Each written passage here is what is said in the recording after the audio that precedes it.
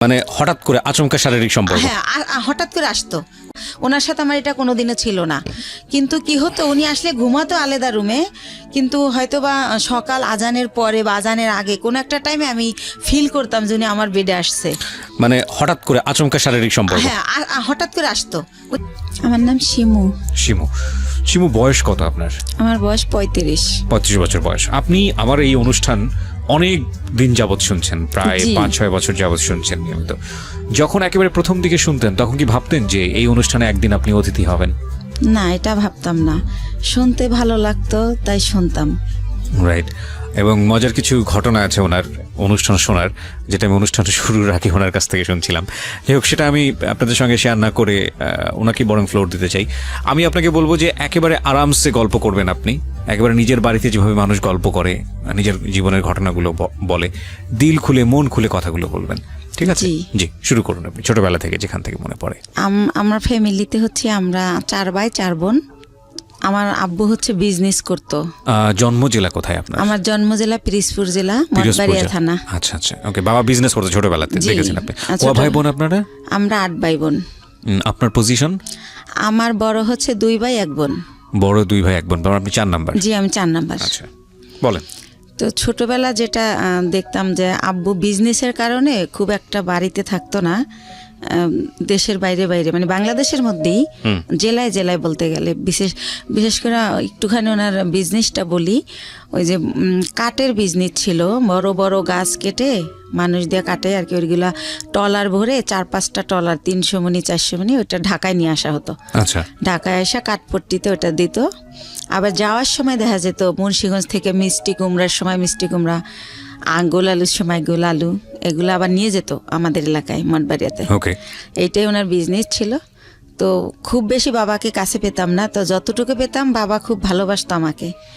কিন্তু আমি জানি না কেন আমার মাঝে মাঝে মনে হতো যে আমি মনে হয় আমার আম্মুর মেয়ে না। আমার আম্মু আমি স্কুলে যাই সেটা চাইতো না। আমি সকালবেলা মাদ্রাসায় যেতাম পড়তে, আমার খুব ভালো লাগতো। আমার আম্মু সেটাও পছন্দ করতো না। কিন্তু আমার বড় যে ভাই বোন ছিল তারা ঠিকই স্কুলে যেত, পড়াশোনা করতো, তাদের জন্য বাসায় টিচার রেখে দেওয়া হতো, কিন্তু আমার বেলা সেটা হতো না। তো তারপরে আমি কিছু অফ করিনি, আমি সে মাদ্রাসায় যেতাম, আরবি পড়তাম, নামাজ পড়তাম। আমি 7 বছর বয়সের কথা বলতেছি, তখনই আমি নামাজ পড়ি। তারপরে পড়াশোনা করি। আমাদের বাড়িটা একটু বলি, আমার বাড়িটাকে সবাই বলে বড় বাড়ি, মানে খুব বংশীয় একটা পরিবার আমাদের।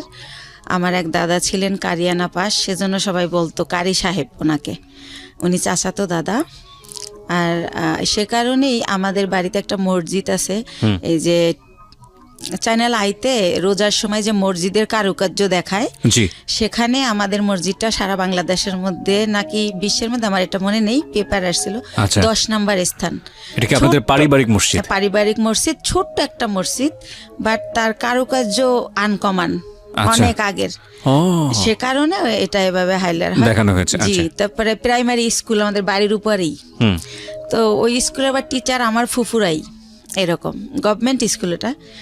তো স্কুলে দেখা যেত আমি খুবই একটু মানে ছেলেদের মতো আমার চলাফেরাটা ছিল। যেমন অনেক টিফিনের সময় সবাই খাবার খেত, আমি কোন গাছে আমলকি হয়েছে, কোন গাছে এটা সেটা ফল পেরে আনতাম। তো এই জন্য স্যারদের খুব বকাও খাইতাম সবসময়। তো যাই হোক, এভাবে কাটে। তো ওই যে বললাম বাবাকে খুব কম পাই। তো একটা কথা মনে পড়ে বাবার, যে সে যখন যাইতো বাড়িতে ঢাকার থেকে, তো ওই কাপড়ের খুঁতি বলতো তখন, টাকা নেওয়ার জন্য আর কি, ওইটা ভরে টাকা নিয়ে যেত। আচ্ছা, তো এই টাকা আমাদের খাটের উপর ঢালতো, সবাই মিলে গুছাইতো আর কি, সাইজ করতো যে এটা এত নোট, এগুলো দেখতাম। তখন মনে হতো যে আমরা তো অনেক বড় লোক, আমার বাবার এত টাকা, কত টাকা হবে এটা তো বুঝতাম না, ছোট মানুষ আমি। আচ্ছা, তো এরকম। আর আমার বাবা বংশের বড় ছেলে, সেই সুবাদে তারে সবাই বড় মেয়া বলে ডাকে। আচ্ছা, তো সেই সুবাদে আমরাও খুবই সম্মান পাই, বাইরে বের হলে সবাই খুব স্নেহ করে যে বড় মেয়ের মেয়েটা। তো এরকম। তো এর মধ্যে মধ্যে আমি যখন ক্লাস 5-এ, তখন আমার বরাপুর বিয়ে হয়ে যায়। তারপরে হচ্ছে আমি যখন ক্লাস 7-এ পড়ি, তখন একদিন আমি স্কুল থেকে এসে দেখি যে বাসায় কয়েকজন লোক লোক ড্রয়িং রুমে বসা, টুপি টুপি পরা। তখন আমার বড় বোন আমার কাছে একটা পেপারস নিয়ে যায় যে এখানে একটা সই দে। তো আমি বলি রে কিসের সই, ওনারা কারা? তো বলে সই দিতে বলছি, সই দে, তোরা তো কিছু জানি না, লাভ আছে। আমাকে তাদের সামনেও নেয়নি, ঘরেই আমার বোন কাগজটা নিয়ে যায়। তখন আমি সই দিই। কিছুদিন পরে আমি শুনি যে আমার বিয়ে হয়ে গেছে। বিয়ে কি বা পুরো মানে ওই ছেলেটাও এখানে আসে নাই। তো কার সাথে বিয়ে হয়েছে কি আমি কিছুই জানতাম না। যেটা হয় এলাকায় এটা ছড়াই যায় যে আমার বিয়ে হয়েছে। স্কুলে গেলে সবাই বলে এই তোর নাকি বিয়ে হয়ে গেছে। তো বিয়ে কি এটাই তো আমি জানি না। তো আমি বলি যে কি বিয়ে হয়ে গেছে, কার সাথে বিয়ে হয়েছে, বিয়ে কেমনে হয়? বরাপুরে তো দেখছি দুলাভাইয়ের সাথে বিয়ে হয়েছে, তো আমি তো এরকম দেখি নাই কিছু। তো এভাবে বলি। তো একটা সময় আমি আমার আম্মুকে অনেক একটু রাগ করেই বলি যে আমার নাকি বিয়ে দিয়ে দিছো, সবাই বলে এখন আমি আর স্কুলে যেতে পারি না, আমার লজ্জা করে, জিজ্ঞেস করে তোর জামাই কেমন এই সেই। তো আম্মু বলে যে এত কথার দরকার নাই, বিয়ে হয়েছে কিনা সময় হলে বুঝাই বলবো। তখন আপনি কোন ক্লাসে পড়েন? ক্লাস 7 এ উঠছি। ক্লাস 7 এ পড়েন। আচ্ছা, ছোটবেলা। তো এটা আপনাকে কিছুই বলা হয়নি, শুধু বলছে সিগনেচার করো? এরকম কিছুই হয় না, শুধু সিগনেচার। ধর্মীয় বিধান মতে এটা বিয়ে না। মানে আপনারা যদি বিয়েটাকে যদি আপনারা ধর্মীয় বিধানের জায়গা থেকে বলেন, আমাদের ধর্ম অনুসারে এটা বিয়ে হয়নি। এটা আমি ক্ষুদ্র জ্ঞানে বলছি, কিন্তু এটার মধ্যে যদি কোনো সীমাবদ্ধতা থাকে সেটার জন্য আমি ক্ষমা চেয়ে নিচ্ছি। বিশেষ করে এটার ব্যাপারে ভালো বলতে পারবেন যারা ইসলামিক স্কলার তারা। আর রিলিজিয়নের জায়গার বাইরে এসে যদি আমরা লিগ্যাল জায়গা থেকে বলি তাহলে এটা একটা মারাত্মক রকমের অন্যায়, এবং লিগ্যাল জায়গা থেকে তো এটা বিয়ে হওয়ার প্রশ্নই ওঠে না। তো সেই জায়গাটা থেকে মেয়েটা যদি ক্লেইম করে যে আমার সাথে এরকম আচরণ করা হয়েছে, তাহলে পরিবারের প্রত্যেকটা সদস্য ফেঁসে যাবেন, আইনগতভাবে ফেঁসে যাবেন। এবং এই কথাগুলো আমি এই কারণেই বলছি যে বাংলাদেশের এখনও এই ধরনের ঘটনা ঘটে। প্লিজ এইসব জায়গা থেকে সাবধান থাকবেন। জি বলুন। তারপরে আম্মু তো এটার আমার কোনো ব্যাখ্যা দিত না। তো যখন আমার আব্বুকে আমি জিজ্ঞেস করি যে আব্বু বউ সাজে, শাড়ি পরে, 2জন বর বউ থাকে, তারপরে বিয়ে হয়, তো আমার বলে বিয়ে হয়েছে, তো কই এগুলো তো কিছু করেন নাই। তখন আব্বু বলে যে নাবালক যদি হয় মেয়ে, সেই ক্ষেত্রে গার্জিয়ানরাই সব, তুমি তো নাবালক, সেজন্য তোমার এগুলো হয়নি, বড় হও তখন এরকমভাবে আবার অনুষ্ঠান করবো আমরা। তো এতটুকুই জানা হয়। তো এর মধ্যে কি হয় যে আমি যখন ক্লাস 8-এ, তখন ওই লোকের আর কি ভাই হচ্ছে চেল্লায় আসে ঢাকাতে। তো আসলে আমাকে নিয়ে যাবে ওদের দেশে। তখন যখন কোন লোকের ভাই এটা? ওই আমার হাজবেন্ডের ভাই। হাজবেন্ডের নাম কি ছিল? হাজবেন্ডের নাম ছিল জাহিদ। আচ্ছা, তো জাহিদের ভাই মানে আপনার ভাসুর? জি, আমার ভাসুর। আচ্ছা। তো উনি আর কি আসে ঢাকাতে, তো আমাকে নিয়ে যাব ওনার সাথে। তো আমার আবার একটা অভ্যাস ছিল, এটা ভুলে গেছি বলতে, যে ছোটবেলা খুব বেড়ানের শখ, কেউ গেলে তার পিছে পিছে চলে যেতাম। আব্বু কোথাও যেতে নিলে আব্বুর পিছে, হয়তো খালি গায়ে আমি, কিন্তু দৌড় দিতাম যে আমার নিয়ে যাও। তো শুনলাম একটা দেশে যাব, নতুন একটা দেশ, ওদের বাড়ি পাবনা জেলাতে। তো আমি খুব খুশি, তো ওনার সাথে গেলাম। তো যাওয়ার পরে গ্রামে যেটা হয়, সবাই শুনছে যে আমি জাহিদের ওয়াইফ। তখন সবাই বলে যে মেয়ে, এত সুন্দর একটা মেয়ে, ওই সময় তো ছোট ছিলাম, সুন্দর ছিলাম, তো এত সুন্দর একটা মেয়ে পাগলটার সাথে কিভাবে দিল এর বাবা মা। আবার মেয়েটার একাই পাঠাই দিয়েছে, কেউ আসে নাই। কিন্তু পাঠাইছে অন্য সেন্সে, এটা আমার বাবার ফ্রেন্ডের বাড়ি, ওই সেন্সে পাঠাইছে। কিন্তু লোকজন সবাই জানে যে বউ হিসেবে আসছে, এটা জানছে গ্রামের মানুষ। তো এভাবে বলে, আমি তো সেম পুকুরে ডুবাচ্ছি, দৌড়াচ্ছি, শ্বশুর বাড়ি, তো ওইরকম বুঝতেছি না। তো ওনারে মা ডাকতে হবে, তো সেইভাবে আগে আন্টি ডাকতাম, এখন মা ডাকি শাশুড়িকে। ওটা বলে দিয়েছে যে ওনাকে মা ডাকবা? হ্যাঁ, বলে দিয়েছে। আমার আম্মু বলে দিয়েছে ঢাকা থেকে, তুমি আগে যখন আসতো তোমার আঙ্কেলের ওয়াইফ আন্টি বলতা, আঙ্কেল বলতা, এখন বাবা আর মা বলবা। তো আপনি জিজ্ঞেস করেননি বাবা মা কেন বলবো? ওই যে বিয়ে হয়েছে তার ছেলের সাথে। না, কিন্তু সেটা তো আপনি তখনও জানেন না। জানি বলতে সে তো মুখে বলতো যে বিয়ে হয়েছে। ও আচ্ছা আচ্ছা। আপনিও প্রশ্ন করেননি যে ঠিক আছে বিয়ে মানে বিয়ে? ওকে, তো আমি আসলে ভাইয়া জানতেন না, বুঝতেন না। জি, রাইট। তো তারপরে হচ্ছে আমি আমার শাশুড়িকে জিজ্ঞেস করি যে মা, সবাই যে বলে যে পাগলের কাছে বিয়ে দিছে, পাগলকে? তো বলে আরে ও হচ্ছে জাহিদের কথা বলে। তো আমি বলছি ওনারা সবাই পাগল বলে কেন? তো বলে ও হচ্ছে ঠিক মতো গোসল করে না, পুকুরে ডুবায়, মাঝে মাঝে খেলতে অন্য অন্য জেলায় চলে যায়, ফুটবল খেলে, তো সেজন্য সবাই পাগল বলে, মানে খুব ভালোভাবে থাকে না, অপরিষ্কার একটু থাকে। তো এইভাবে আমাকে যেটা বুঝালো, তো এইভাবে বুঝলাম, কয়েকদিন বেড়ালাম, তারপর আবার আমার আব্বু যাই নিয়ে আসলো আমাকে। তখনও জাহিদের সঙ্গে আপনার দেখা হয়নি? না, দেখা হয়নি, ওনাকে আমি দেখিনি। তো আমি জানি না উনি কই, বা আমার ওই তো কিউরিওসিটিও নাই। এক্স্যাক্টলি। তো আমি আবার ঢাকা চলে আসলাম। আসার পরে আমার ওই যে মাথার মধ্যে ঢুকছে গ্রামে যে একটা পাগলের কাছে আমার বিয়ে দিছে, ওইটা আমার মাথার থেকে আর সরতেছে না। আমি পড়াশোনা করতে পারতেছি না, স্কুলে যাইতে পারতেছি না, হয়তো ক্লাসে আসি ম্যাডাম কি বলতেছে আমি শুনি না, এরকম হয়ে যাচ্ছি, মানে কীরকম জানি। তো তখন এরকম হওয়াতে আমার আম্মু আব্বুকে বললো যে হয়েছে, ওদেরকে একটা বাসা টাসা ভাড়া নিয়ে আলাদা করে দাও, তোমার মেয়ে শুধু প্রশ্ন করে, পড়ালেখা করতে চায় না। আমার নাকি আমার আম্মুর নাকি ক্লাস 5-এ বিয়ে হয়েছিল, আমার আব্বু বড় টড় করে তারে সংসার করছে। তো আমার আম্মু বলতেছে আমারও তো ক্লাস 5-এ বিয়ে হয়েছে, কই আমি তো তোর মতো করিনি, তুই তো আমার চেয়ে বড়, তুই তো 7-এ পড়িস। তো এরকম আমার ব্যাপারগুলো কেমন জানি লাগে, আমি কি করব বুঝতে পারি না, কার সাথে শেয়ার করব তাও বুঝতে পারি না। তো একটা সময় কি করে আমার আম্মু যে হাজব্যান্ড বুঝানোর জন্য নাকি আমি জানি না, আমার একটা বাসা ভাড়া করে দেয়। আমি ক্লাস 8-এ বাসা ভাড়া করে ফার্নিচার দিয়ে ওনার সাথে আমারে দেয়, উনি আনে। এই প্রথম ওনাকে আমি দেখি, একটা অনুষ্ঠানও করে ঘরোয়াভাবে নিজেদের আত্মীয় স্বজনের করে, ওই বাসাটা আমারে দেয়। মৌলবি পড়ে যে মৌলবি এনে যে কবুল বলতে হয় সেটা করিয়েছে আপনাকে? না। Very interesting. ওকে। তো তারপরে যেটা হলো, ওই দিন যেদিন অনুষ্ঠান করলো সেদিনও মিলাদের মতো করে করলো, হুজুর টুজুর ছিল ওনারা। তো যাই হোক, আর উনি পাগলটা ছিল কি পরে যেটা জানি গল্পে চলে আসবে, উনি সবসময় এরকম না, 24 আওয়ার্স এরকম তা না। তো উনি সকালে, আমি তো আম্মু বলছে সকালে রান্না করতে, তো রান্না করতে পারি না, তাও ডাল চাল মিলে একটু খিচুড়ির মতো করলাম। তো উনি খেয়ে অফিসে চলে গেল ওই গার্মেন্টসে। তারপরে এভাবেই করে, সে বাসে আসে, খাওয়া দাওয়া করে, আমার সাথে তেমন কোনো কথা বলে না। এরকম পরের রাতে আবার দেখলাম কি, আমার একটা ছবির অ্যালবাম ছিল ফ্রেন্ডদের সাথে, কাজিনদের সাথে, ওইটা উনি টেনে টেনে ছেড়ে, তো ওই কাগজ ছেড়লে একটা আওয়াজ হয়, তো আমি ঘুমাই পড়ি, কিন্তু ওই আওয়াজে জেগে যাই। তখন আমি বলি যে আপনি এগুলো ছেড়েন কেন, কি হয়েছে আপনার? এটা বলতেই সে আমাকে একটা চর মারে যে তুমি ছেলেদের সাথে ছবি তুলছো কেন, ছেলে মানে আমার কাজিনরা। আচ্ছা আচ্ছা। তখন আমি বলি তো কি হয়েছে, ও তো আমার খালাতো ভাই, আর আমরা তো একই বয়সের, একসাথে পড়াশোনা করছি, আমাদের বাসা থেকে পড়াশোনা করছে, তাই আপনি এমন করেন কেন, আপনি কি পাগল? আমি রাগ করে বলে ফেলি। তখন আমি ঠিক করি যে এর সাথে তো থাকা যাবে না, এভাবে কিভাবে থাকবো। তো ওই দিন রাত এভাবে কাটে, আমি সকালবেলা বাড়ি চলে যাই, গিয়ে আমার আম্মুকে বললে আমার আম্মু বলে তুমি বেশি চালাক, তোমাকে কে দেছে এই বুদ্ধি, কিসের পাগল, পাগল হলেও চাকরি করে কেমনে? হ্যাঁ, তো আমার সাথে সেই টর্চার শুরু হয়ে যায়, এরকম করে কি করব। তো আমি বলি যাই হোক, আমি আর ওই বাড়িতে যাবো না, তো এইভাবে থাকি। তারপরে আমি ঠিক করি যে আমার কিছু একটা করতে হবে, আমি এই বাসায় থাকবো না, ওই বাসায় থাকবো না। তো আমাদের একটা পারিবারিক ডক্টর থাকে, পিজির অধ্যাপক, উনি ওনার একটা ক্লিনিক দেয় মিরপুরে।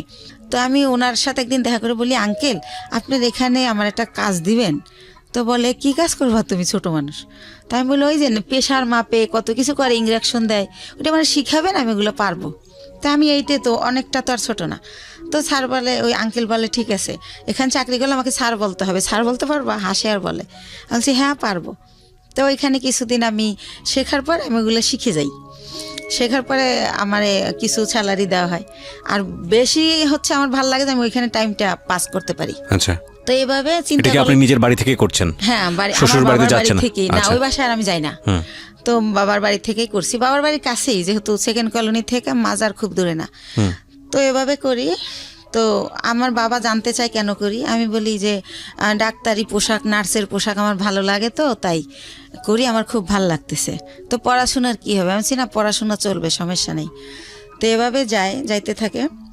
তো ওই লোকটা একেবারে অসুস্থ হয়ে পড়ে একটা সময়, মানে জাহিদ। আচ্ছা, আপনার হাজবেন্ড? হ্যাঁ, অসুস্থ হয়ে পড়লে ওনাকে অনেক জায়গায় ডাক্তার দেখানোর পর লাস্টে ওই ক্লিনিকেই ভর্তি করে আঙ্কেলের। ভর্তি করলে জিজ্ঞাসা করে আঙ্কেল যে এটা কে, তখন বলে যে আমার হাজবেন্ড, মানে যার অধীনে আপনি চাকরি করছেন। জি জি। ওকে। তো আঙ্কেলের ক্লিনিক, আঙ্কেল ওটার মালিক আর কি। তো বলে যে ওর হাজবেন্ড। তো আঙ্কেল অবাক হয়ে যায় যে ওর আবার বিয়ে হলো কবে, আমি জানলাম না, আর এতটুকু মেয়ে বিয়ে দিয়ে দিয়েছেন, কি করছেন, এই সেই আম্মুকে অনেক প্রশ্ন করে। তো তারপরে বলতেছে উনি আবার আমার চেয়ে তো অনেক সিনিয়র, 12-14 বছরের বড়, জাহিদ। জি। তো এই জায়গাটায় হচ্ছে আঙ্কেল আমার বাবা মাকে অনেক রাগই করে, যেহেতু পারিবারিক ডক্টর, সেভাবে একটা তাদের ভালো রিলেশন। তখন আমাকে সেই বলে যে তুমি হচ্ছে পরীক্ষা দিবা, স্কুল করতে হবে না, তুমি কাজ শেখো, তোমার ভবিষ্যৎ তুমি করো, এর কন্ডিশন ভালো না, কোন সময় কি হয়ে যায় বলা যায় না, স্যার আমাকে বলে। আচ্ছা। তখন আমি স্যার ডাকা শুরু করি যখন আমি ওখানে জব শুরু করি। তো তারপরে যেটা হয় যে আমার আব্বু ওনাকে ভারতে নিয়ে যায় ট্রিটমেন্টের জন্য, যেহেতু আমাকে বিয়ে দিয়ে ফেলছে। আর আমাদের ফ্যামিলিতে 2 বিয়েটা অ্যালাউ করা হয় না, বা ডিভোর্স এটা অ্যালাউ করতে পারে না। ওই যে বললাম আমার দাদা কারিয়ানা পাস। জি। তো ওইখানে গেলে ওনার ধরা পড়ে যে ওনার বুকের একটা হাড় ভাঙা, ওনার এই মাথার কিছু রক, ছোট ছোট রক ড্যামেজ। তো এইভাবে অনেক কিছুই ধরা পড়ে যায় বাবার কাছে। তো বাবা আয়সা যখন আমার শ্বশুরের মধ্যে মারা যায়, তো শাশুড়িকে প্রশ্ন করে যে আপনার ছেলে এত দিক দিয়ে ড্যামেজ, তারপর আমার মেয়েটাকে কেন নিলেন? আমার এত সুন্দর মেয়েটা হরিণের মতো দৌড়াতো, সেই মেয়েটাকে এরকম করলেন, এখন কি করব আমি? আর ওখানে ডক্টর বলেই দিয়েছে যে এ সম্পূর্ণ সুস্থ হবে না, কিছুদিন ভালো থাকবে, আবার এটা হবেই, এটা সম্পূর্ণ সুস্থ হওয়ার মতো না। আচ্ছা। তো এভাবে নিয়ে আসে। তো এগুলো যখন আম্মুকে আমার আব্বু বলে চাকরি নেই, তো এতে মধ্যে আমি ক্লাস 9-এ উঠি। তো আমি চাকরি নেই কোয়ালিটি হিসাবে। তো আল্লাহ রহমতে আমার হয়তো আউট নলেজ একটু ভালো। আমি অনেক 3 মাসের মধ্যে আমি যখন ঢুকি আমার 8,000 টাকা স্যালারি ধরে। 3 মাস পরে আমার স্যালারি 15,000 হয়ে যায়। আমার একটা লাইনের দায়িত্ব দিয়ে দেয়, লাইন শিপ বলে ওটাকে। তো এভাবে ও জব করে, আমিও জব করতে থাকি। তো ভালো এরকম। তো ওই মালিক ওইখানে আবার 3 বাইরের গার্মেন্টস। তো 3 ছাড়ই হচ্ছে আমারে এত ভালো জানে যে এক স্যার যখন আসবে না, অন্য স্যার কি করে আমি জানি বলি, এভাবে আমাকে করে আর কি, যে তুমি আমাদেরকে বলবা। তো এভাবে স্যাররা আমারে এক্সট্রা কিছু টাকা দেয়, এমনিতে আমি চাই না দেয়। আর আমি খুব কর্মঠ, খুব মন দিয়ে কাজ করি, এটা তাদের চোখে পড়ে। বা ডে বাই ডে আমি এত ইমপ্রুভ করি যে যারা 3 বছর চাকরি করে এত উন্নতি করে নাই। তো এভাবে স্যাররা খুবই ভালোবাসে আমাকে। তো এর মধ্যেই হচ্ছে আমার বেতন মোটামুটি 20,000-এর উপরে হয়ে যায়, এই এক্সট্রা টাকা নিয়ে, ওভার টাইম নিয়ে। এর মধ্যে ওই লোকটা আবার অসুস্থ হয়ে যায়, এমন অসুস্থ যে একদম হলুদ হয়ে যায়, একদম খারাপ অবস্থা হয়ে যায়। তো তখন আমার বাড়িতে নিয়ে যায় ওই মিরপুরে, নিয়ে আমার মা বোনেরা লতা পাতা জন্ডিস হিসাবে রস করে খাওয়ানো, ডাক্তার দেখানো, এগুলো করতে থাকে। এর মধ্যে ওই লোকের 3 মাস পর্যন্ত আমার কারণে মালিকে বেতন দেয় এমনি। আচ্ছা। যেহেতু আমারে ভালো জানে তারা মেয়ের মতো, সে কারণে বেতন দেয়। ওই লোককে মানে আপনার হাজবেন্ডকে? আমার হাজবেন্ড একই গার্মেন্টসে কাজ করতো? জি, একই গার্মেন্টসে কাজ করি। ওকে। এই যে আরো কিছু ওনার কিছু সিমটম ছিল। রাতের বেলা হঠাৎ করে মানে আমি ঘুমের মধ্যে দেখতাম কি সে মানে ভৌতিকভাবে আমার দিকে তাকায় আছে। ঘুমের থেকে উঠে, মানে ওনার দাঁতগুলো খুব বড় বড় ছিল, আর ওনার হচ্ছে উনি অনেক চেকন ছিল, অনেক লম্বা ছিল। তো উনি যখন খালি গায়ে এরকম করতো মনে হতো ভূত। তো আমি খুব ভয় পেতাম। তো ভয় পেলে কি হবে, আমি আবার ছোটবেলা থেকে তো কোরআন পড়তাম, নামাজ পড়তাম। তো ওইভাবে আবার দোয়া টোয়া পরে আবার ঘুমাই যেতাম। যেহেতু আমার অফিসটা ছিল সকাল 8টা থেকে রাতের 10টা পর্যন্ত, তো অনেক হার্ডওয়ার্ক করা হতো, রাতে খুব ক্লান্ত থাকতাম। তো আমি আর কেউ বলা বন্ধ করে দিলাম, কারণ ফার্স্ট দিকে যখন এর কথা বলতাম কেউই তো অ্যালাউ করতেছে না, আমাকে কেউ বুঝতেই আসে না। তো যাই হোক, এভাবে হয় আমার হচ্ছে। এভাবে চাকরি করতে করতে 2001 সালে আমি হচ্ছে 2000-এর শেষের দিকে আমি কনসেপ্ট করি, অফিসে মাথা ঘুরে পড়ে যাই। তখন আমারে হচ্ছে পরীক্ষা নিরীক্ষা করে ডাক্তারের কাছে নিয়ে দেখে যে আমার বাচ্চা পেটে। জি। তো বাচ্চা পেটে দেখলেও আমি অসুস্থ, ওষুধ খাচ্ছি, রেস্ট, যখন মাথা ঘুরে যায় নামাজের রুমে রেস্ট নিচ্ছি, যেহেতু স্যাররা আমার ভালো জানে। তো সেভাবে আমি আমার জবটা চালিয়ে যাই। তো যখন 6 মাস হয়ে যায় তখন আমি আর পারি না, নিজের সাথে আর যুদ্ধ করতে পারি না, তখন আমি জবটা ছেড়ে দেই। তো এর মধ্যে আমার মোটামুটি বেশ কিছু টাকা সঞ্চয় হয়ে যায়। তো জবটা ছেড়ে দেওয়ার পর আমার বেবিটা যখন হয় 2001 সালের মানে জানুয়ারি মাসের 31 তারিখ রাত 12:30টায় হয় আমার ছেলেটা। সেখানেও বলি, আমাকে যখন একটা প্রাইভেট ক্লিনিকে নেয়, অন্য লোকে নেয়, আমার হাজবেন্ড নেয় না। আর আমি যে প্রেগনেন্ট, এই সময়টা আমার মার আমাকে একটু সময় দেওয়া উচিত, আমার কাছে থাকা উচিত, কিন্তু আমার মা সেটা করে না। তো সে কারণে আমি ওই ভাড়া বাসায় থাকি, মার কাছে আর থাকি না। তো আমি যখন আমারে অন্য মানে ভাড়াটিয়ারা নিয়ে যায় একটা ক্লিনিকে, সেখান থেকে আমার অবস্থা খারাপ দেখে, যেহেতু আমার বয়স কম, সেজন্য আমার অবস্থা খারাপ হয়ে যায়, বা আমার খাওয়া দাওয়া হয় না ভালো। তো আমার ঢাকা মেডিকেল নিলে তখন ডক্টররা বলে যে ইমিডিয়েটলি সিজার করতে হবে, না হলে বাচ্চা মা কাউকে বাঁচানো যাবে না। তো সিজার করবে, হাজব্যান্ডের সিগনেচার লাগবে। এখন হাজব্যান্ড কোথায়? তখন উনি আবার ওই অসুস্থ থেকে সুস্থ হয়ে মোটামুটি অফিস আবার যায়, ওই কোম্পানি আবার অফিসটা পুরান ঢাকায় নিয়ে যায়, সেখানে উনি জব করে। তো ওনাকে বারবার বলা হয় যে আপনি আসেন, আপনার সিগনেচার ছাড়া অপারেশন হবে না। বলে কেউ একজন দিয়ে দিলেই হয়, আমি যাব না, সে আর যাই না। তো এক পর্যায়ে আমার যে এক ভাইয়া, ওই যে বললাম যে আগে জব করতাম একসাথে, ওই ভাইয়াটা হাজবেন্ডের জায়গায় সিগনেচার করে। তো আমার সিজারে আমার ছেলেটা হয়, আপনার ছবি দেখাবো না, আমি নিয়ে আসছি মাশাল্লাহ।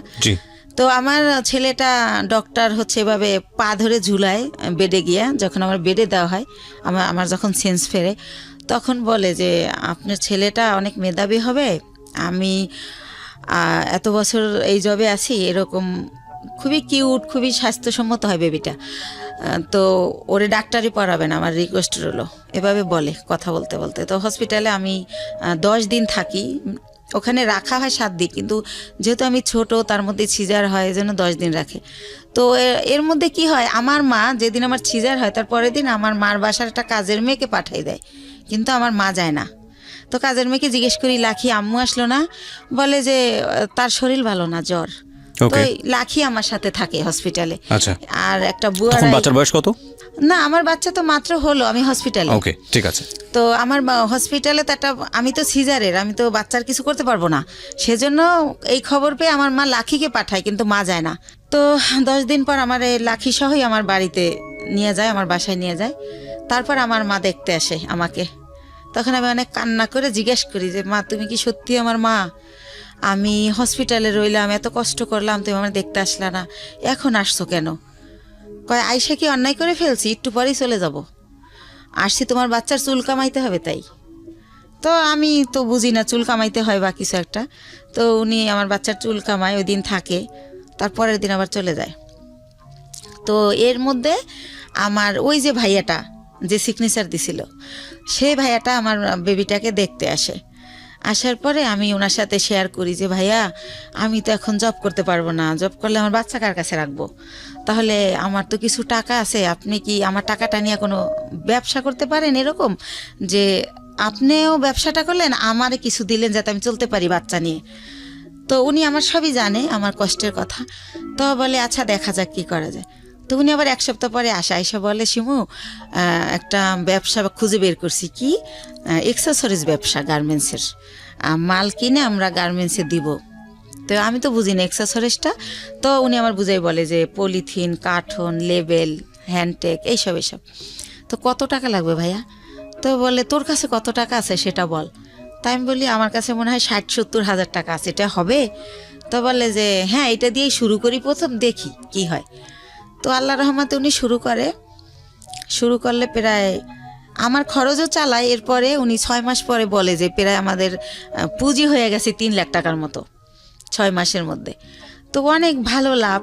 তো তখন বলে যে আরও টাকা ইনভেস্ট করলে ভালো হতো। তো আমার বাবার দেওয়া কিছু গয়না থাকে আমার, সেই গয়নাগুলো আমি বিক্রি করে আরও টাকা ওইখানে ঢুকাই। তো এরকম করতে করতে আমার বাচ্চাটা, মানে আমার ছেলেটার বয়স হয়ে যায় 2 বছর। 2 বছর, ওকে, 2 বছর হয়ে যায়। তো আল্লাহর রহমতে ভালোই আছি, ভালোই চলতেছি, ব্যবসা খুব ভালো হচ্ছে। তো এভাবে তো আমি বলি যে ভাইয়া এখন একটা অফিস নেন, তাহলে আরও ভালো হবে। তো ভাইয়া কি করে, একটা আরামবাগে ছোট একটা অফিস ভাড়া নেয়, কার্ড ছাপায়, ভিজিটিং কার্ড, কোম্পানির একটা নাম দেয়, স্বদেশ ইন্টারন্যাশনাল, তো এইভাবে একটা নাম দিই আমরা। তো তারপরে যেটা হয় যে ব্যবসা কি হয় যে টাকা যায়, তার চেয়ে আমরা 3 ডবল মাল বাকি আনা যায়। ধরেন 1 লাখ দিয়ে 3 লাখ টাকার মাল বাকি আনা যায়। এভাবে আমরা আবার কোম্পানির মাল দেই। এভাবে করতে করতে আল্লাহর রহমতে আমাদের পুঁজি প্রায় 30-40 লক্ষ টাকা হয়ে যায়। যেহেতু আমরা কম পুঁজি খাটাই ভালো ব্যবসা করতেছি, যেহেতু আমাদের লেনদেন ভালো। এর মধ্যে আমাদের 3টা কর্মচারী নিয়ে নেয় ভাইয়া, একটার নাম স্বপন, একটা বাপ্পি, আর একটা রেজা। তো এভাবে ভালো ব্যবসা চলতেছে। তো আমার ছেলেটা 2 বছর যখন হয়, ও একা একা পেন্সিল খাতা দিয়ে বসাই দিয়ে খেলতে দেখি যে ও সরোয়া লিখে ফেলে। এভাবে তো দেখি যে আব্বু এরকম করো, তো লেখে। তো তখন আর ওরে আমি বলি আমার ভাইয়াকে যে ভাইয়া ওরে না স্কুলে দিয়ে দেই, কিন্ডারগার্টেনে, ও তো লেখা শিখে গেছে। কয় দূর হবো কা, এত তাড়াতাড়ি না। তো এরকম করতে করতে আমাদের বাসায় একটা ম্যাডাম ভাড়া থাকে পাশের ফ্ল্যাটে। তো ম্যাডামকে বলি, ম্যাডাম কয় ওর পরীক্ষা দেওয়া লাগবে না, এমনি নিয়ে যায় নাইসেন, ভালো হবে, এতে ওর শেখা হলো, সামনের বছর ভর্তি করবেন। তো এইভাবে নিয়ে যেতাম, আসতাম, ফিটার নিয়ে যেতাম ব্যাগে করে, ওর ফিটার খাওয়াতাম টিফিনে। তো এভাবে ওরা সবাই আদর করে, ওর নাম হীরামণি। তো ওর নাম হীরা, তো আদর করে সবাই হীরামণি ডাকে। তো এরকম একটা পজিশনে আমার বাবা শোনে যে আসলে আমার বেশ কিছু টাকা হয়েছে, আমি ভালো বিজনেস হচ্ছে আমার, আমি খুব ভালো আছি। তো আমার বাবা আমাকে বলে কি যে ওই যে কারি দাদু, সেই দাদু মারা গেছে, দাদুর ছেলেরা সব আমেরিকায় সেটেল, তো তাদের কিছু জমি বিক্রি করে চলে যাবে, একেবারেই কম দামে দিয়ে দিবে যদি নিজেরা নেয় যারা বেলাডের। তো আমার বাবা আমাকে বলে যে হচ্ছে এরকম জমি বিক্রি করবে, তো তুমি কি কিনবা? তো আমি ভাইয়ের সাথে আলাপ করি, তো ভাই বলে যে জমি তো আর কিনলে ফালানো যায় না, কিনতে পারিস যেহেতু কম দাম। তো মাত্র 1 বিঘা জমি মাত্র 45,000 টাকা দাম। তো ওই 45,000 টাকা দিয়ে আমার বাবাকে আমি দেই, আমার বাবা জমিটা আমার নামে কিনে, আমি যাইও না দেখিও না, ওই আমাদের পিরিজপুরে আর কি, মঠবাড়িয়াতে। তো এইভাবে আমার জমিটা হয়। তো এরকম এর মাঝে মাঝে ওই যে লোক, এর আর একটা কথা ভুলে গেছি, এরপরে কি হয়, আমার বেবিটার যখন বয়স 1 বছর, তখন সবাই বলে যে একটা বেবি হয়েছে, এখন ভালো হয়ে যাবে। তো উনি মাঝে মাঝে নাই হয়ে যায়, আবার চলে আসে, এভাবে আপ অ্যান্ড ডাউন চলতে থাকে। তো অনেকে বলে যে বিজনেসে ঢুকাইতে, তো আমি দেই না, কারণ তো ওনার তো ব্রেন ঠিক নাই, তো সেজন্য দেই না, যে না, উনি মাঝে মাঝে জব করে, আবার চলে যায়, আবার আসে। তো উনি কি করে, ঈদ যেমন প্রথম ঈদ আমার বেবি হওয়ার পরে, তো ঈদের দিন উনি হচ্ছে চান রাতের দিন, ওনার এক ভাগ্নে আমার এখানে জব করে, যেটার নাম বললাম রেজা, আর একটা থাকে ভাগ্নে আনোয়ার। তো চান রাতের দিন ওরা বাসায় আসছে, তো রাত অনেক হয়েছে, আমি বলি এই, তো আনোয়ারে জিজ্ঞেস করি তোমার মামা বাসায় আসবে না? বলে না। আমি বলছি কেন, কোথায় গেছে? কয় ওনার এক ফ্রেন্ড আসছিল কুমিল্লা থেকে, সম্ভবত উনি কুমিল্লা চলে গেছে। তো এর আগেও একবার ফার্স্ট ঈদে এরকম করে, উনি চান রাতের দিন নাই হয়ে গেছে, তো উনি আবার কোরবানির আগে ব্যাক করে। এতদিন উনি কই ছিল জিজ্ঞেস করলে অ্যান্সার করে না। তো সেম কাহিনী আমার ছেলে হয়েছে, আমার ছেলের বয়স 1 বছর, আমার ছেলের ফার্স্ট ঈদ উনি এরকম চান রাতে আসে নাই। তো আমি বললাম যে আগে আসে নাই সেটা একটা ব্যাপার ছিল, এখন তো একটা ছেলে আছে, তা উনি গেল কোথায়? তো এভাবে জানতে জানতে জানি যে উনি কুমিল্লা চলে গেছে। কিন্তু ওনার একটা ব্যাপার ছিল যে উনি কোথায় যেত এটা বলে যেত না কখনো, ওনার মনে হয়েছে উনি চলে গেছে, আবার কেন জানি মনে হয়তো উনি ব্যাক করতো, উনি এই টাইপের ছিল। তো এভাবে কিন্তু আমার বাবা ওই সম্পত্তিতে আমার নামের জায়গায় স্বামীর নাম ইউজ করতে হয়, কাগজের তো একটা আছে, ফর্মালিটি আছে সেই ক্ষেত্রে। তো এভাবে করতে করতে 2007 সাল খুবই ভালো চলতেছি। 2007 সাল হয়ে গেল, আমাদের বিজনেস আরও অনেক বড় হলো, সরকারিভাবে এলসি করা হলো। তো এভাবে করতেছি। এর মধ্যে হচ্ছে ওই যে ভাইয়া যে প্রধান ছিল বিজনেসের, সব কিছু দেখাশোনা করতো, ওনার নাম হচ্ছে দুলাল, ওনার বাড়ি উজিরপুর থানায়, সানুহার গ্রাম। তো ওনারে আমি আমার আপন ভাই, ব্লাডের চেয়েও বেশি, মানে ওনারে আমি অনেক রেসপেক্ট করতাম। উনি বাসায় আসলে আমার মনে হতো আমার ফ্লোরটা বইতে কাঁপে, কারণ মাথায় কাপড় না থাকলে বলতো মাথায় কাপড় নাই কেন, একটু হেসে কথা বললে, একটু জোরে হাসলে বলতো মেয়ে মানুষ এত জোরে হাসে কেন, বা এসে জিজ্ঞেস করতো 5 ওয়াক্ত নামাজ পড়ছিলি তো। খুব শাসন করতো, ইসলামিক মাইন্ডেড ছিল, চারিত্রিক বৈশিষ্ট্য খুব ভালো ছিল। তো ওনারা অনেক রেসপেক্ট করতাম। তো উনি ছিল আমার সব কিছু। কোথায় কি, আমি তো আর অত বুঝি না, মেয়ে মানুষ, বিজনেসটা উনি করতো, কিন্তু টাকা পয়সা যখন শর্ট পড়তো আমি ফ্রেন্ড সার্কেল দেখে দাঁড় করতাম, এরকম করে দিতাম, আবার ব্যাংক লোন করতাম, এরকম ভাবে চলতো। কখনো গহনা বিক্রি করতাম, এরকম চলতো। তো ভালোই। এর মধ্যে হচ্ছে 2007-এর দিকে উনি ফেরত আসলো ইভেন্ট, তখন আমি ওনাকে কোনোভাবেই রাখবো না। তো আমার বাবা মা সবাই বলল যে হচ্ছে শেষবারের মতো দেখো, এরপরে যদি চলে যায় তাহলে আর আমরাই ওনাকে কোনোভাবে আর অ্যালাউ করব না। তো সেবার উনি 3 মাস ছিল। আচ্ছা, 3 মাস থেকে কোথায় যেত আপনি জানতেন না? না, একদমই জানতেন না। ওনার বাবা মাও জানতো না, উনি যখন বিয়ের আগে ভাবে নাই হইতো, আচ্ছা, জানতো না উনি কোথায় যায়। তো যখন হচ্ছে 3 মাস ছিল, এবার 3 মাস থাকার পরে উনি আবার নাই হয়ে চলে যায়। তো তারপরে হচ্ছে কি, উনি যখন চলে যায় এই 3 মাস থেকে, এই লাস্ট, ওনার পাটার আসবে না, এরপর আমি অন্য ইয়েতে যাব। তো উনি যখন চলে যায় তখন আমার আবার বেবি পেটে চলে আসে, সেকেন্ড বেবি। কিন্তু একটা কথা ভাইয়া বলে রাখি, মানে হাজব্যান্ড ওয়াইফ এক জায়গায় যাওয়া, হাজব্যান্ড ওয়াইফ কথা বলা, একসাথে খাওয়া, ওনার সাথে আমার এটা কোনোদিনও ছিল না। কিন্তু কি হতো, উনি আসলে ঘুমাতো আলাদা রুমে, কিন্তু হয়তো বা সকাল আজানের পরে বা আজানের আগে কোনো একটা টাইমে আমি ফিল করতাম যে উনি আমার বেডে আসছে। মানে হঠাৎ করে আচমকা শারীরিক সম্পর্ক? হ্যাঁ, হঠাৎ করে আসতো, উনি আমার সাথে ঘুমাতো না, আসতো, আমি টের পাইতাম। অনেক সময় আমি এমনও হয়েছে যে ওনাকে আমি মেরেছি। কারণ তুমি কেন আসলে? আমি ঘুমাইছি, বাচ্চাকে ঘুম পাড়িয়ে, বা আমার শরীর খারাপ, হঠাৎ করে ঘুমের মধ্যে, তো আমার খারাপ লাগতো, আমি ধাক্কা টাক্কা দিতাম এভাবে। তো এভাবে উনি ওনার সাথে আমার রিলেশনটা শারীরিক যেটা বলেন এতটুকুই ছিল, এর বাইরে কিছু ছিল না। ভালো মন্দ কোনো কথা বলা ছিল না, কোনো দিনও ছিল না এটা। জি, সেকেন্ড বেবি আসলো। হ্যাঁ, সেকেন্ড বেবি আসলো। তো এখন আমি তো সেকেন্ড বেবি নেব না, কারণ আমি ফার্স্ট বেবির কারণেই আমি আমার জবটা ছেড়ে দিয়েছি, বিজনেসটাও মানুষ করতেছে। সেই ফার্স্ট বেবিরে আমি স্কুলে নিয়ে যাচ্ছি, আনতেছি, ওরে গান আবৃত্তি অভিনয় শেখাচ্ছি, বিভিন্ন সাবজেক্টে দিচ্ছি যে ও ভালো কিছু করবে। ও ছোটোবেলা দিয়ে একা একা আসিফের গান করে 3 বছর বয়সে, তখন আর আমি 4 বছর বয়সে গানের স্কুলে দিয়ে দিই, গ্যান্ডারিয়া কিশালয় কচিকাচার মেলা, খুব ভালো একটা স্কুল ওটা, সাংস্কৃতিক। তো যাই হোক, ওরে নিয়ে আমি খুব বিজি, আমি তো বেবি নেব না।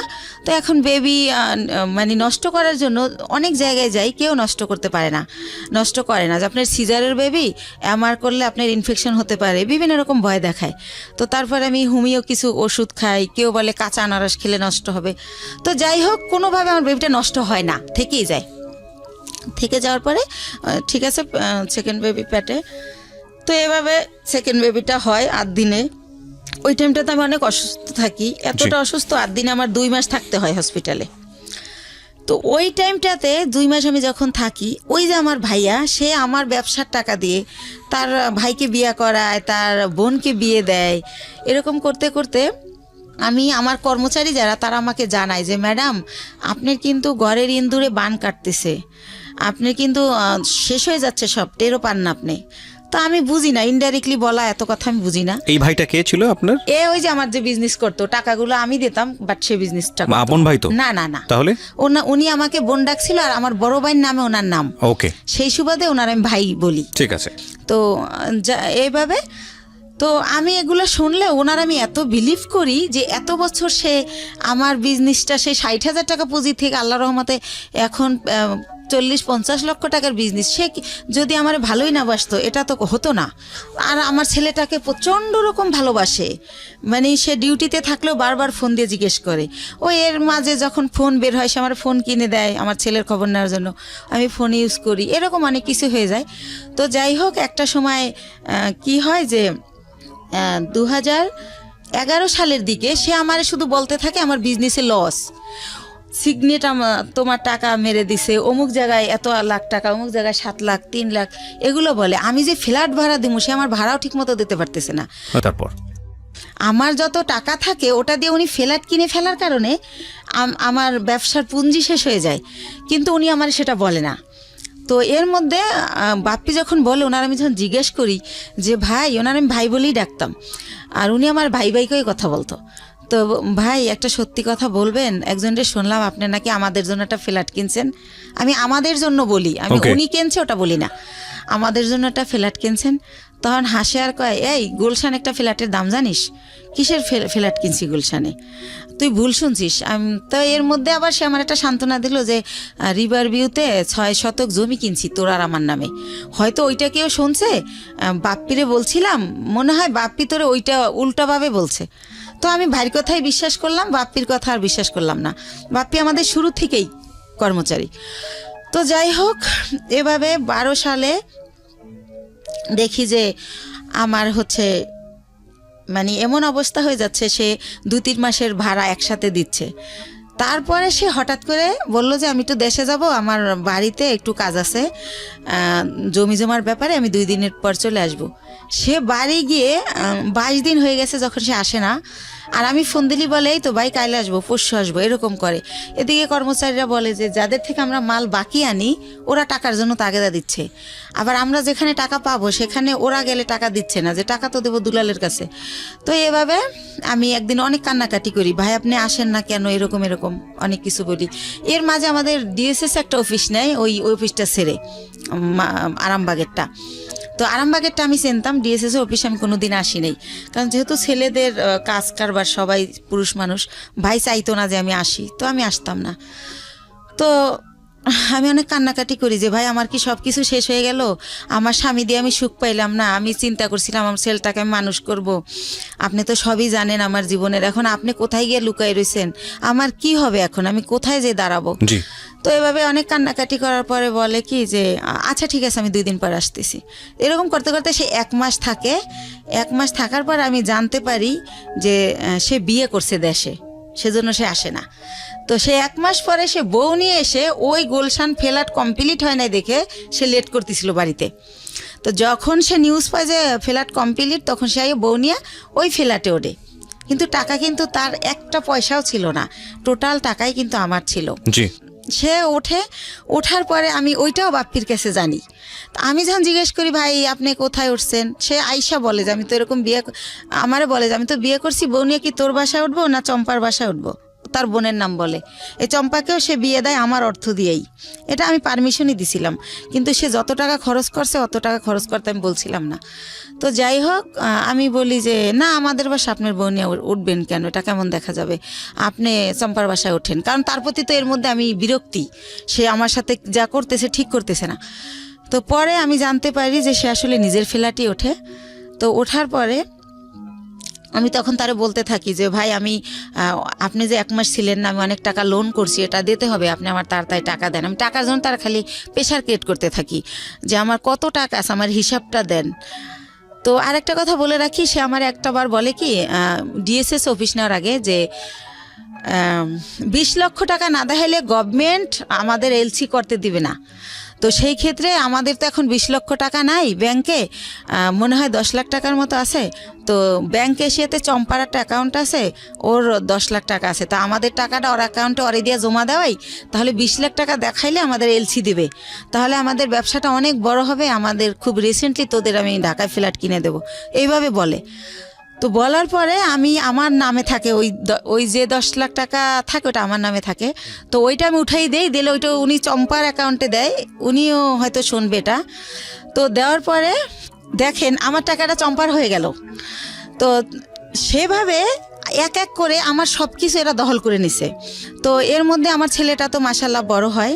তো এর আগে আরেকটা কথা ফেলাই যায়, 2009 সালে আমার ছেলে একটা মুক্তিযুদ্ধের গানের উপর নাচ করে বৈশাখী টিভিতে, ওইটা দেখার পরে ওরে অনেক চ্যানেল থেকে ডাকে। তো তারপরে আমি ওরা অনেক কিছুতে ভর্তি করি।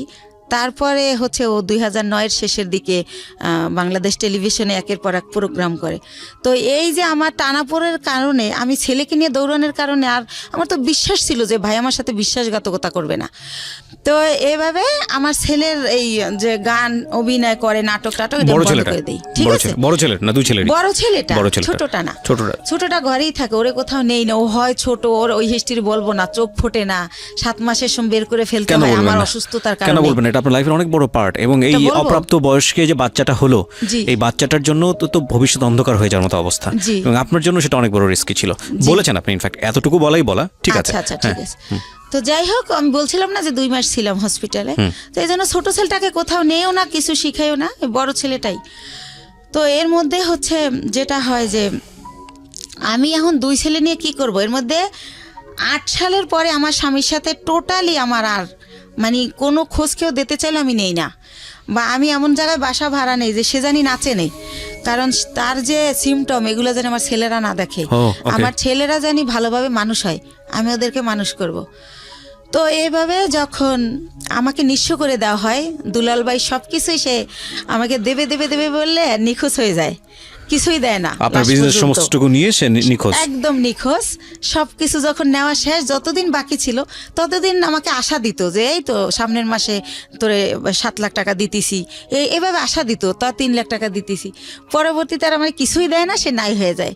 তো তখন আমি মেন্টালি এতটা ডিজাস্টেড হয়ে যাই, আমি পাগল হয়ে যাই টোটালি। আমি রাস্তায় রাস্তায় শুধু শুধু হাঁটি।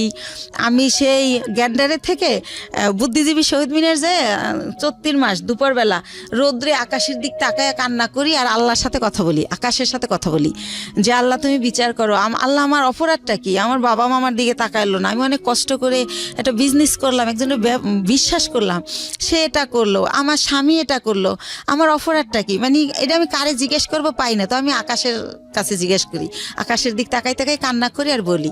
তো এই টাইমটাতে আমি ভাইয়া 3টা মাস আমি শুধু ওর স্যালাইন খেয়ে বেঁচে থাকি। মানে যখন দেখি আমি আর পারি না তখন একটা স্যালাইন গোলাই আর খাই। আমার ব্যাগে সবসময় পানি থাকে 1/2 লিটার আর স্যালাইন থাকে 4-5টা। তো এভাবে আমি 3টা মাস, আমার মনে আছে, আমি ভাতের আহার গেলতে পারি না। আমার কি হলো, আমার কি হবে, আমি নিঃস্ব হয়ে গেলাম। দুলাল ভাইয়ের আর আমি খুঁজে পাই না কোনোভাবে, সে নাম্বার চেঞ্জ করে ফেলে। তো যাই হোক, তার বাড়ি ঠিকানা জানতাম, কিন্তু বাড়ি যাই আমি কি করব, কাকে বলবো এটা? সে তো বাড়িতে যায় নাই। তো যাই হোক, এভাবে গেল এই পাঠ। তো তখন আমার তো এই বাচ্চা দুইটাকে কিছু করে খাওয়াতে হবে ভাইয়া। তো তখন আমি চিন্তা করলাম, আমি এর আগে ওই যে বড় জমিটা যে কিনলাম তার পরপরই আবার একটা ছোট জমি কিনি, 5 কাঠার জমি। এটাও আমার এক চাচার থেকে কেনা। তো আমি চিন্তা করলাম যে এই 5 কাঠা জমি বিক্রি করে আমি কিছু একটা করি। তো তখন ওই 5 কাঠা জমি আমি বিক্রি করব। এখন আমি যাকেই ঠিক করি, যেই আমাকে জমিটা কিনবে, যে জমিটা অ্যাডভান্স করতে যায়, তাকে আমার বোন থেরেট দেয়, বড় বোন, যে ওই জমি কিনলে তোর পা ভাঙা হাতও ভেঙে ফেলবো। লাস্ট পর্যন্ত আমার সৎ কাকা কিনবে, কালকে আমাকে 1 লাখ টাকা দিবে। আজ রাত 12টার সময় আমার কাকার নামে একটা মিথ্যা মামলা দিয়ে তাকে অ্যারেস্ট করানো হয়। তো এটা কেন করানো হয় আমি কোনোভাবে জানতে পারি না। তো একজনের কাছে জিজ্ঞেস করি, আমার বাবা মার কাছে জিজ্ঞেস করলে তারাও বলে না, তারা বলে আমরা জানি না। তো তখন শুনতে পারি যে জমি আমার বোন কিনবে, বাইরে বেচতে দেবে না সেজন্য। তো তখন আমি বাধ্য হয়ে আমার মাকে বলাই যে তাহলে বরাপারে বলো আমার জমিটা কিনতে। তো এর মধ্যে আমি শর্টকাট খুলে একটুখানি বলি, আমার বড় দুলাভাই বাংলাদেশের 20 জন ধনীর একজন, উনি বিশাল বড় লোক। তারপরে আমার ইমিডিয়েট যে ছোট, সে সৌদি আরবে বিজনেস করছে 25 বছরের মতো, সেও অনেক ভালো অবস্থায়। তো এরাও কিন্তু বড় লোক। তো আমার সেজো ভাইটাও মালয়েশিয়াতে ইঞ্জিনিয়ারিং পোস্টে গেছে উনি, সেও অনেক টাকার মালিক, আল্লাহর রহমতে অনেক ভালো পজিশন তার। অথচ এই যে আমি যখন তাদেরকে জানালাম যে এরকম দুলাল আমার সব মেরে পলাই গেছে, এখন আমার মৃত্যু ছাড়া উপায় নাই, আমার ঘরে ভাত নাই, আমার ঘর ভাড়া দেওয়ার মতো টাকা নাই, মানে এগুলো যখন প্রকাশ করলাম, তারা আমাকে খুব অপমানজনক কথাবার্তা বলল সবাই। মানে কোনোভাবে কেউ 5 টাকা দিয়েও আমাকে হেল্প করলো না। তো তারপর আমি ডিসিশন নিলাম জমি বিক্রি করার। এখন আমার বোন জমি কিনবে, কিন্তু সে কিন্তু আমাকে 5,000 টাকা দিয়ে হেল্প করলো না। তো যাই হোক, আমি বাধ্য হয়ে রাজি হলাম তাকে জমিটা দেওয়ার জন্য, মাকে দিয়ে বলালাম। তারপরে আমি গ্রামে গেলাম, তারপরে সে একজনকে দিয়ে জিজ্ঞেস করাইলো আমি জমির দাম কত চাই। তা আমার মা আমার শিখিয়ে দিল, তুমি বললো যে আপা তোমার যা ইচ্ছা তাই দিও, তাহলে তুমি বেশি পাবা, দাম টাম চাইও না। তো আমার মার কথাই আমি আমার বোনকে বলি, ওই যাকে দিয়ে বলায় তাকে বলি। তো পরের দিন আমাকে রেজিস্ট্রি করতে নিয়ে যায়, আমাকে কিন্তু 1 টাকাও দেয় নাই, বা কতটুকু জমি বা কত দাম কিছুই বলে নাই। তো ম্যাজিস্ট্রেট যখন জিজ্ঞেস করে আমি বলি যে হ্যাঁ টাকা বুঝে পাইছি। তো উনি আসার পর আমাকে মাত্র 1 লক্ষ টাকা দেয়, দিয়ে বলে যে তোর জমির দাম হচ্ছে 2,35,000, তো আর 1,35,000 টাকা আমি 15 দিন পরে দেবো। তো আমি 1 লাখ টাকা নিয়ে ঢাকায় চলে আসি। কিন্তু ওই যে দুলাল আমার টাকা দেয় না, আমি বাসা ভাড়া ছিলাম, ওই বাসা ভাড়া বেজে যায়, তারপরে ঋণ করে খাই ফ্রেন্ডদের কাছ থেকে, ছেলের খরচ করি স্কুলের। তো এভাবে ওই টাকা ঋণ দিতেই চলে যায় 1 লাখ। তো তখন আমি ব্যবসা আবার কিভাবে করব? তখন আমি আবার আমার বোনকে বলতে বলতে আমার মা বলে যে তুমি বাড়িতে আসো, আবার যাই। তখন আমার বোন আবার আমাকে 1 লাখ টাকা দেয়, দিয়ে বলে যে এই 35,000 টাকা বাকি আছে, এইটা তুই চাবি না, ফোন করে কখনো বলবি না, আমার যখন হবে আমি তোরে ফোন করেই বলবো, তখন তোরে দিয়ে দেব। আচ্ছা ঠিক আছে। তো ভাইয়া, আল্লাহ যার উপরে নারাজ হয় তার হয়তো সব দিক দিয়েই হয়। তো তখন উনি 1 লাখ টাকা দেয়, ওই টাকাটাই না আমি ইন্ডিয়ার ব্যবসা শুরু করি। তো ব্যবসা শুরু করি ইন্ডিয়ার কসমেটিকের ব্যবসা। কয়েকজন আপার সাথে পরিচয় হয়, তাদের সাথে যাতায়াত করি, এভাবে চলতেছি। হঠাৎ করে আমার ব্যাক পেন শুরু হয়, আমি উঠতে পারি না, বসতে পারি না, খুব যন্ত্রণা। তো বাংলাদেশে যখন ডাক্তার দেখাতে দেখাতে পরীক্ষা নিরীক্ষার পর যেটা বলে যে আমার একটা কিডনি ড্যামেজ হয়ে গেছে। ওহো। তো একটা কিডনি ড্যামেজ কত সালের ঘটনা এটা? কত সালের ঘটনা? এটা হচ্ছে 13 সালের ঘটনা। 13 সালের ঘটনা। তো ড্যামেজ, তখন তো আপনার জাহিদের সঙ্গে যোগাযোগ সম্পূর্ণ কোথায় আছে কি করছে কিছু জানি না। না, তো তখন আমার ড্যামেজ হয়ে গেল। তো আমার আত্মীয় স্বজনকে আমি ব্যাপারটা জানাই, মানুষ দিয়ে জানাই, কিন্তু ভাইয়া কষ্টের কথা হলো আমার এক সৎ ফুফুর ক্যান্সার হয়েছিল, তাকে কেমো দেওয়ার জন্য আমার বোন প্রতি মাসে তার কেমোর খরচটা দিত। কিন্তু বাইরের মানুষের দেয়, যে ওর মেয়ে বিয়ে হয় না, বিয়ে দিয়ে দেয়, যার যা লাগে দেয়, কিন্তু সে আমাকে কোনোভাবে হেল্প করলো না।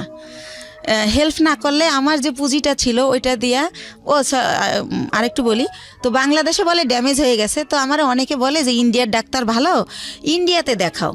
তো ইন্ডিয়া দেবী সেটি নামের একটা হসপিটাল মুকুন্দপুরে, সেখানে আমি দেখাই। ডক্টর বুজুরিয়া, উনি কিডনি বিশেষজ্ঞ ছিলেন। তো উনি পরীক্ষা নিরীক্ষার পর বলে যে আপনার কিডনি ড্যামেজ হয় নাই, এটা মিথ্যা রিপোর্ট, আপনার কিডনি ছোট হয়ে গেছে, একটা কিডনি একটু ছোট হয়ে গেছে, আপনি বেশ কিছুদিন অনাহারে ছিলেন, খাবার দাবার খাইতেন না, সেই জায়গার থেকে এটা হয়েছে। তো আপনি ঠিকমতো খাবেন, পানি খাবেন, আর প্রস্রাবে ধরলে লেট করবেন না, আর ওষুধ দেয় 3 মাসের। তো 3 মাস ওষুধ খাওয়ার পরে আল্লাহর রহমতে মাত্র 2টা আইটেম ওষুধ দেয়, কিন্তু আমি 3 মাস পর আল্লাহর রহমতে ভালো হয়ে যাই। তো ভালো হয়ে যাই, এরপরে চাবি না, আমি ইচ্ছা মতো দেব, অথচ আমি যখন 6 মাস পরে আমার চলতেছে না তখন চাই, তখন সে অস্বীকার করে। আর একটা কথা ভাইয়া, সে হচ্ছে বাইরে আমার এই জমিটা যারা কিনতে চাইছে তারা 5 লাখ টাকা দিতে চাইছে, 5 কাঠা 5 লাখ, কিন্তু আমার দিবে 2,35,000। তারপরও আবার এই 35,000 টাকা সে না স্বীকার জান। আমি বলি, আপা তুমি তো মিথ্যা বলো না, মনে হয় ভুলে গেছো, মনে নাই, একটু মনে করে দেখো। সে আমারে অখাদ্য ভাষায় গালাগালি করে, ওই টাকাটা আর দিলই না। তো এইভাবে যায়। আর একটা কথা ভাইয়া, সে তারা মনে হয় নাম কিনে শববরাতের পরে টেরাক বইরা গ্রামে গ্রামে কাপড় লুঙ্গি সবাইকে দেয় প্রতি বছর। তো আমি হচ্ছে 2 বছর আগে, মানে আমার ছেলে তো এবার দিল ইন্টার পরীক্ষা, তো ইন্টার যখন ও ফার্স্ট ইয়ারে ভর্তি করবো ওরে, তো ওই যে আমি অসুস্থ ছিলাম, আমার অনেক অভাব, তো তখন আমি ওরে বলি যে হচ্ছে আমার ছেলেরে ভর্তি করব কলেজে, ভর্তির তোরা হচ্ছে এমনি বলি ডাইরেক্ট যে তোরা তো সবাই জাকাত দেস, নাইলে তোদের জাকাতের টাকা থেকে আমার কিছু টাকা দে, আমার ছেলেটার ভর্তি করি। তো আমার 1 ভাই আর 2 বোনরে বলি। তো তারপর তারা আমার যেটা জানায় যে হাদিসে আছে যারা ব্লাড কালেকশনের এদেরকে জাকাত দিলে জাকাত কবুল হয় না। এটা আমার জানা মতে এটা একটা ভুল ইনফরমেশন। এটা তো ভুল, জি, এটা আমিও জানি এটা ভুল, কিন্তু তারা এটা বলে। যাই হোক, তারপরে আমি যেমনি হোক ছেলেকে ভর্তি করি। তো এভাবে আবার ভর্তি করার পর বই কেনা হয় না দেখে ছেলে কলেজে যায় না, ছোট বোনের বাসায় একটা অনুষ্ঠানে যায়, সেখানে আমার যে ইমিডিয়েট বোনটা ও আসে। তো ওরে বলে যে তুই কলেজ যাওয়া শুরু করছিস? কয় না, আম্মু তো এখন আমার বই কিনে দেয় না, এই জন্য যাই না, যাবো কয়েকদিন পরে। আম্মুর তো অনেক সমস্যা, কি যে করব, মনে হয় কি পড়াশোনার দরকার নেই, একটা জব নিয়ে নিই। তো আমি তো ছোট মানুষ, আমার জব দিব কে? আমার বোন উঠে বলে কি যে তোর মার এত সম্পদ আছে, তোদের কিসের অভাব, সম্পদ বেচা তোর পড়ালেখা কর, তুই বড় হলে চাকরি করবি। তো এত সম্পদ নাই ভাইয়া, মাত্র ওই যে বলছিলাম আপনারা যে 1 বিঘা জমি কিনছিলাম 45,000 টাকায়, ওইটা এখন হয়তো 15-20 লাখ টাকা দাম উঠছে বাইরে, কিন্তু আত্মীয়রা কিনলে আবার দিব অর্ধেক দাম। তো এছাড়া আর নাই। তো এটা বলে আমার ছেলে খুবই কষ্ট পায়। তারপর আমার বাসায় এসে বলে যে আমরা যদি না খাই মারাও যাই, বা তুমি যদি বিনা চিকিৎসায় মারা যাও, রাস্তায় আমি ভিক্ষা করব, কিন্তু তোমার পরিবারের কাছে আর কিছু বইল না। তোমার বোন আমাকে এই কথা বলছে। আমার ছেলে অনেক কষ্ট পাইয়া বলে। তখন আমি বলি থাক, এগুলো মনে থাকবে, তুমি যদি কখনো বড় হও মনে রাখবা যে কে কি করছিল। তো এইভাবে গেল। তো আমার হচ্ছে এই হচ্ছে আমার বোনদের অবস্থা। ইভেন্ট তারা কোরবানি দেয়, আমার বড় বোন, এটা সবার জানা উচিত যে আসলে এরকম হয় না কি বোন বা ভাই বা পরিবার। আমার বড় বোন যেহেতু আমার বাবার দেশে অনেক জমি তার কেনা, সে কারণে সে কিছুদিন থাকে বরিশাল, কিছুদিন থাকে ঢাকায়ও তার বাড়ি। তো সে ঢাকায় একটা গরু কোরবানি দেয়, একটা দেয় হচ্ছে আমার বাবার বাড়িতে, একটা দেয় আমার গ্রামের এক কিনারে হচ্ছে একটা হাই স্কুলে বিলিয়ে দেয়। অথচ আমি আপন বোন, আমারই কিন্তু 2 কেজি গোশ দেয় না যে আমার বাচ্চারা কি খাবে। বা এই যে গ্রামে বইরা ট্রাক বইরা কাপড় দেয়, কোনো সময় বলে না 2,000 টাকা দিলাম তোর 2 ছেলের 2টা শার্ট কিনে দিস, কখন এটা তারা করে না, এই হেল্পটু তারা করে না। আমার অনেক কষ্ট, তো এই জন্য তাদের কাছ থেকে আমি একেবারেই দূরে আছি, কথাবার্তা বলি না। আর একটা কথা বলি, 3 বছর আগে একবার ঈদে দেশে গেছি, তো লঞ্চ স্টিমারে আমরা আসি, তো ঈদের সময় খুব ভিড় থাকে, আর ওই সময় কেবিনে অনেক বেশি ভাড়া নেয়, তো একটু কমলে ভিড় আসবো। তা আমি শুনি আমার মা কাজের মেয়েকে বলে, আমার বাড়িতে সবাই কাজের মেয়েরা কাজ করে, আমার মা বোঝে নাই যে আমি পিছনে, কাজের মেয়েকে বলে একটু কষ্ট করে কর, কি করবি। আমি ভাবছি আসছে 2 দিনের জন্য, 15 দিন হয়ে গেছে এখনো যায় না, আল্লাহই জানে কবে যাবে। মানে আপনার মা এটা বলছে? আমার মা বলে, আমি 2 ছেলেকে নিয়ে বেড়াতে গেছি সেজন্য, তো আমি যে ভিড়ের জন্য ছেলেকে নিয়ে রিক্স, যদি লঞ্চ ডুবে যায় সেজন্য আসতেছি না। কিন্তু আমার মা কাজের মেয়েকে এই কথা বলে, আমি নিজের কানে শুনি। তো এইটা শোনার পরেই আমি বলি যে রওনা করি, যে আমি বাবা চলো আমরা এখন চলে যাব। তো আমার আব্বু বলে যে এখন তো লঞ্চের টাইমও না, স্টিমার টাইম নেই, কিসে যাবা? তো আমি বলি আমি বাসে যাবো। কয় বাসের টিকিট আগে কাটতে হয়। আমি কই হাইটা যাবো ঢাকা। তো যাই হোক, আমার আব্বা আটকায় যে কাল সকালে যাও। তো পরের দিন আর কি ঢাকা চলে আসি। তো যাই হোক, এইভাবে গেল। এখন যেটা আসি সেটা হচ্ছে, আমি তো তারপরে কি করব, আমার ওইভাবে আমি কিছু এনজিও থেকে ওই যে লোন দেয় আর কি, ওই এনজিও থেকে আশা বেরাক, ওইখান থেকে। এর মধ্যে আপনার হাজবেন্ডের সাথে কোনো যোগাযোগ নাই? একদম পুরো কোনো যোগাযোগ নাই। ওকে। বা সে যে তার যে বাচ্চা আছে তার খবরও সে নেয় না, কোনোভাবেই না। তো আমি লোন তুলে তো ব্যবসা শুরু করি, কসমেটিক্সের ব্যবসা ইন্ডিয়া থেকে আইনা দোকানে দোকানে দেই, কিছু লাভ থাকে, ভালোই থাকে, চলতে পারি বাচ্চাদের নিয়ে। তো এভাবে এই ব্যবসা করতে থাকি। তো একা একা মাসে একবার ছেলেকে নিয়ে যাই, একবার আমি একা যাই, যেহেতু ছেলে পড়াশোনা করে, ছেলের তো সবসময় নেওয়া যায় না। তো এভাবে চলতেছি ভাইয়া, লোন টোন তুলে ব্যবসা করতেছি। তো এর মাঝে আবার কি হয়, আমার অনেক আগে আমার পায়ে একটা প্রবলেম হয়েছিল, কেউ একজন আমাকে মেরে এই গিটটা লড়াই দিছিল পায়ের। তো তখন ভালো হয়ে গেছিলাম। তো সেটা হচ্ছে কে একজনকে আমি নামই বলি, ওই যে আমার ভাই, যখন আমি তার একটু গালাগালি করছিলাম যে আপনি আমার টাকা দিয়ে ফ্ল্যাট কিনছেন আর আমার এখন ভিক্ষা করতে হবে, আমার কিচ্ছু নাই, আমি বাচ্চাদের নিয়ে কোথায় দাঁড়াবো। তো তখন সে আমারে খুব বাজেভাবে বকে, তখন আমিও তারে একটু রাব বিহেভ করি, তখন সে আমারে মারে, আমারে চেহার দিয়ে বাড়ি দিতে নেয়। তখন আমি পড়ে যাই, পড়ে গেলে আমার পাও ধরে মোচড় দেয়, তখন আমার এই গিটটা সরে যায়। তো তখন আমি অনেক কান্না করি, আমার ছেলে খুব চিৎকার করে কান্না করে।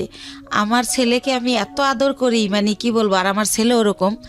তখন বলে বাবা তোমার আম্মু নাটক করতেছে, অত ব্যথা পায় নাই। তখন ও বলে না মামা, আমার আম্মু সত্যি ব্যথা পাইছে, ও খুব কান্না করে। তারপর আমার সুমানা হসপিটালে নিয়ে গেলে ডক্টর জিজ্ঞেস করে এটা কিভাবে হলো। তখন আমারে মাপ চায়, দূরে থেকে হাত দিয়া, যে বলিস না, মাপ চায়। তো তখন আমি কি বলবো, তখন আমি ব্যাপারটা না বলে তো ডক্টর বুঝবে না। তখন আমি বলি কি আমার হাজবেন্ড আমাকে এভাবে মারছে, আসলে তো হাজবেন্ড না, হাজবেন্ডের সাথে আমার যোগাযোগই নেই। তো এইভাবে ওই ব্যথাটা ভাইয়া হঠাৎ করে, যেহেতু ইন্ডিয়া যাতায়াত তো জানেন, অনেক ঘন্টা বাসে বসে থাকতে হয়, তো অনেক ঘন্টা বসে আবার আসতে হয়, সে কারণে কি না হঠাৎ করে আমার ওই বাম পাটা আবার প্রচণ্ড ব্যথা। তো আমার ছেলে আমাকে নিয়ে সরর দিতে গেল, ইয়াতে গেল, পঙ্গুতে গেল। তো তারা আবার রেফার করলো নিউরোলজি হসপিটালে। জি। তো নিউরোলজিতে আমাকে বললো এমআরআই করতে হবে। তো এমআরআই ওইখানে সরকারি এমআরআইতে ফি কম, কিন্তু 15 দিন পরে সিরিয়াল পরে। তো এই 15 দিন তো আমি সহ্য করতে পারবো না, আর আমি বেকার থাকলে আমার বাচ্চারা কি খাবে। তখন আমি বেসরকারি ইয়াতে পপুলারে যাই, ওই পপুলারে আমার থেকে 13,000 টাকা নেয় এই টেস্টটার জন্য। ওকে। তো এইভাবে আমি টেস্টটা করার পরে তারা বলে যে আমার ওই যে পুরানা যে মোচড় দিছিল সেইখানটার একটা আঘাত আছে রগে, ওই কারণে আমার এই প্রবলেমটা হয়। তো বইলা দেয় যে আমার হচ্ছে একেবারে 6 মাস বেড রেস্ট, সোজাই শুয়ে থাকতে হবে। আমি যদি সোজাই শুয়ে না থাকি তাহলে আমার এই রগের প্রবলেম যাবে না। তো এইভাবে ইঞ্জেকশন দেয়, ওষুধ দেয়, কমে না, বলার পর এইটা বলে। তা আমি এতদিন যদি শুয়ে থাকি আমার বাচ্চারা কি খাবে, আমি ঘর ভাড়া দেবো কি দিয়া।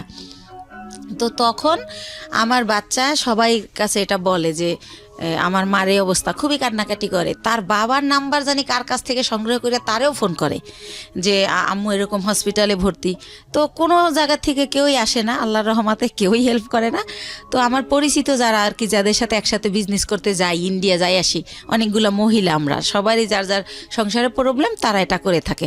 তো ওই সব আপারা আমারে বলে যে বাংলাদেশে তো তুমি সুস্থ হইতে অনেক টাইম লাগবে, আর তোমার বাচ্চারা খাবে কি, তোমার আমরা কোলে করে শোয়াই বাসে করে ইন্ডিয়া নিয়ে যাই, হয়তো বা ইন্ডিয়া গেলে ভালো হবা। তো একটু তো আমার চলার ক্ষমতা নাহলে আমি ইন্ডিয়া কিভাবে যাব। তার মধ্যে একটা কথা বলি ভাইয়া, আমারে যখন ওই পপুলারে ওই একটা মেশিন মানে টলিতে শোয়াই দেয়, তো 2জন নার্স কেউ আমাকে হেল্প করলো না। আমার ছেলেকে বলে কি উঠাই দাও তোমার মাকে। তা আমার ছেলে তো আর অত বড় না, সে আমারে তাও কিভাবে জানে আল্লাহ জানে, ও আমারে কোলে করে শোয়াই দেয়। তো ওইভাবে আমার এমআরআই যখন শেষ আমি বের হই, তখনও কোনো একটা নার্স আমাকে ধরে না, বলে এই তোমার আম্মুকে নামাও।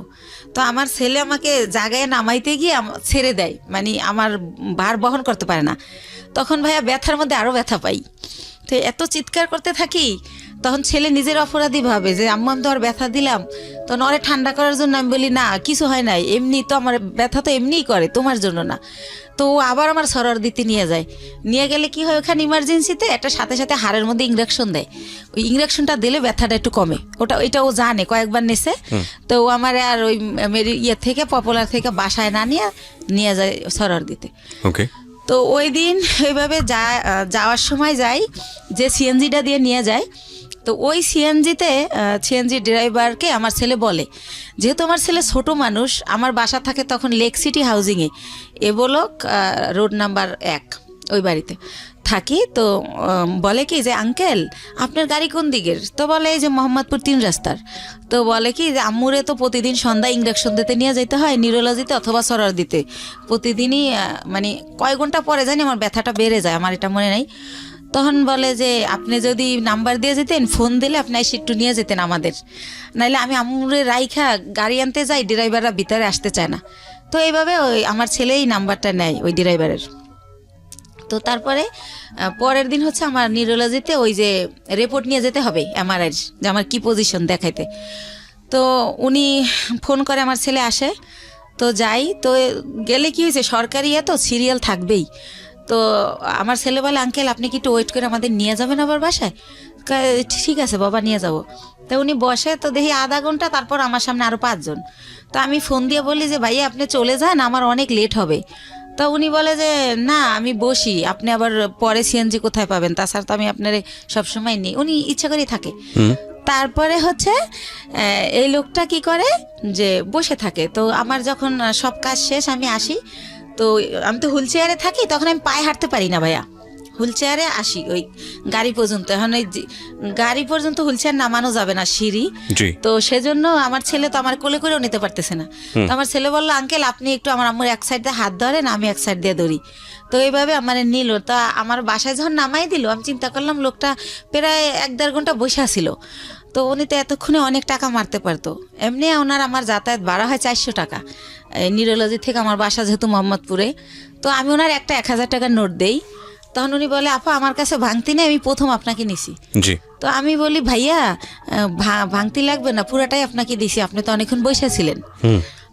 তো তারপরে যেহেতু আমার ডাক্তার বলে যে যতদিন অসহ্য ব্যথা না কমে প্রতিদিন সন্ধ্যায় ইঞ্জেকশন দিতে হবে, তো সে কারণে প্রতিদিন সন্ধ্যায় উনি আসে, এসে আমার নিয়ে যায় এই সিএনজিওয়ালা। এর মধ্যে ভাইয়া বলে রাখি আমার ছেলের হচ্ছে ইন্টারের পি টেস্ট পরীক্ষা। তো সে কারণে কি হয়, ছেলের যে টাইমে আমি আর ইঞ্জেকশন দিতে যাই ওই টাইমে ছেলের স্যার আসে। তো ছেলে উঠাই দেয় যে আঙ্কেল তো দিয়েই যাবে, যেহেতু আঙ্কেল বাসা চেনে। তো এইভাবে উনি আমার দিয়ে যায় নিয়ে যায় বিনামে আমি ভাড়া দেই। তো এইভাবে হয়। তো যখন একটু আমি মোটামুটি দাঁড়াতে পারি, তখন ওই যে আপারা যাগোর সাথে ইন্ডিয়া যাই, তাদের সাথে আমি ইন্ডিয়া চলে যাই ওখানে আবার ডাক্তার দেখাই অর্থোপেডিক। ওনারা আমার কিছু দেয়, ওইখানে থেরাপি দেয়, তারপরে মেডিসিন দেয়। তো মোটামুটি আল্লাহর রহমতে আমি যাই, কিন্তু হুইল চেয়ারে বলতে গেলে আসার সময় আমি হাইটে আসতে পারি। এভাবে আমি ভালোভাবে বাসায় আসি। তো উনি এখন তার আমি ইঞ্জেকশন দিতে যাই না, কিন্তু উনি এমনি ফোন দেয়, আপা কেমন আছেন, কই কি করেন, এরকম ফোন টোন দিতে থাকে। তো আমার যেহেতু অনেক ওইখান থেকে আমার মাল নিয়ে আসতে হয়, সেই মালগুলো আমার ভাইয়া মার্কেটে পৌঁছাতে হয়। পলোয়ালে আপনার খদ্দর বাজার, এনএসকো টাওয়ার, কি ধরনের প্রোডাক্ট নিয়ে আসতেন? শ্যাম্পু, সেন্ট, সোনো, সাবান। এগুলো দিয়ে আপনার সংসার চলতো, মানে এই বিজনেস করেই? জি এইটা দিয়েই আমি চলি। তারপরে ভাইয়া ওই মালগুলো তো আবার পৌঁছাতে হয়। তো ওনারাই আমি ফোন দেই ইন্ডিয়া থেকে এসে ওই মাল দেওয়ার জন্য। তো তারপরে এইভাবে ওনার গাড়িতেই এই মার্কেটেটা দেই, উনি ওয়েট করে, আবার ওই মার্কেটে যাই, উনি ওয়েট করে। তো এইভাবে পরবর্তীতে যখন আবার আমি ইন্ডিয়া যাই, তো যেহেতু ওখানে যাওয়ার পর ওই যে পায়েরটা যে আগের বার দেখাই আসলাম, তো ডক্টর বলে যে হচ্ছে কি ওই ওখানকার ডক্টরদের ব্যবহার এত সুন্দর। তো আমার এই মা করে কথা বলে যে মা আপনার কি এখন কি অবস্থা কি জানতে চাই বলি। তারপর বলে মা আপনি 3টা দিন এবার এখানে থাকেন, 3 দিন যদি আপনার থেরাপিটা দেওয়া হয় এখানে তাহলে আপনি 100% সুস্থ হয়ে যাবেন। আর যেহেতু আমি বলছি যে আমি এই কাজ করে খাই, তো যেহেতু আপনি একটা কাজ করে খান তাহলে আপনি লেন্থি নেওয়ার দরকার নেই। তো সে কারণে আমি ওই থেরাপির জন্য 3 দিন যে থাকবো সেই 3 দিন আবার আজকাল পরশু এরকম না ভাইয়া, গ্যাপ দিয়ে। তো এভাবে আমার প্রায় 10-11 দিন ভারতে থাকতে হয়। আচ্ছা। তো 10-11 দিন পরে যখন আমি বাংলাদেশে আসি, বাংলাদেশে ঢোকার সাথে সাথে ওনার খালি ওই মিস কল অ্যালার্টে ওনার নাম্বার, মানে যে ওনার নাম হাসান। আচ্ছা আচ্ছা, সিএনজিওয়ালা ভদ্রলোকের নাম হচ্ছে হাসান। হাসান, হ্যাঁ। তো উনি হচ্ছে এত আসতেছে ওনার মেসেজ, তো আমি আবার ভাইয়া বাসে উঠলে মাথা ঘোরে একটু, সেজন্য ফোনও ইউজ করি না, খুব জরুরি ছাড়া হ্যালো বলি না, ফোন থুয়ে দেবে আগে। তো এত SMS, তারপর আমি একটু ব্যাক করলাম যে ভাইয়া এতবার ট্রাই করছেন কেন? তো বললো আপনি কোথায় ছিলেন, মানে সে বলতে স্যার চিৎকার করে কাঁদতেছে, 11 দিন হয়ে গেছে আপনার কোনো খোঁজ নাই, আপনি কি মানুষ, আপনি এরকম পারলেন কি করে, এই সেই উনি ওনার মতো বলেই যাচ্ছে নো স্টপ। তো আমি বলি যে ভাইয়া আমি তো ভাবছিলাম 2 দিন পর আসবো, কিন্তু আমার অসুস্থতার কারণে আমার 11 দিন লাগছে। তো হ্যাঁ, উনি বলতে স্যার কাঁদতেছে, ওনার নাকি অনেক কষ্ট হচ্ছিল, উনি খুব মিস করছিল, উনি আমার বাসার সামনে যে ঘুরে আসতো, এভাবে বলতেছে। আমি অবাক হলাম যে ওনার সাথে তো আমার ওরকম কিছু না, জাস্ট কয়েকদিন ওনার গাড়িতে চড়ছি, এই তো। তো উনি এরকম কেন করলো বুঝলাম না, আমি নিজে নিজে গাড়িতে বসে এটা ইয়ে করতেছি। তারপর ওই আপাদের আমার পাশে সাজেদ আপা বসা, ওনারে শেয়ার করলাম যে আপা এরকম। তা আপা বললো ওই লোকটা তোমারে ভালোবাসে। তাই আমি বলি কি যে আমার যে 2 ছেলে, আমার যত ভালোবাসা তো ছেলেদের, আর আমি ছেলে ছাড়া জীবনে কিছু ভাবি না। দেখেন আজকে 8 বছর ওর বাবার সাথে আমার কোনো যোগাযোগ নাই, তারপরেও কিন্তু আমি এই ছেলেদের নিয়ে আসি।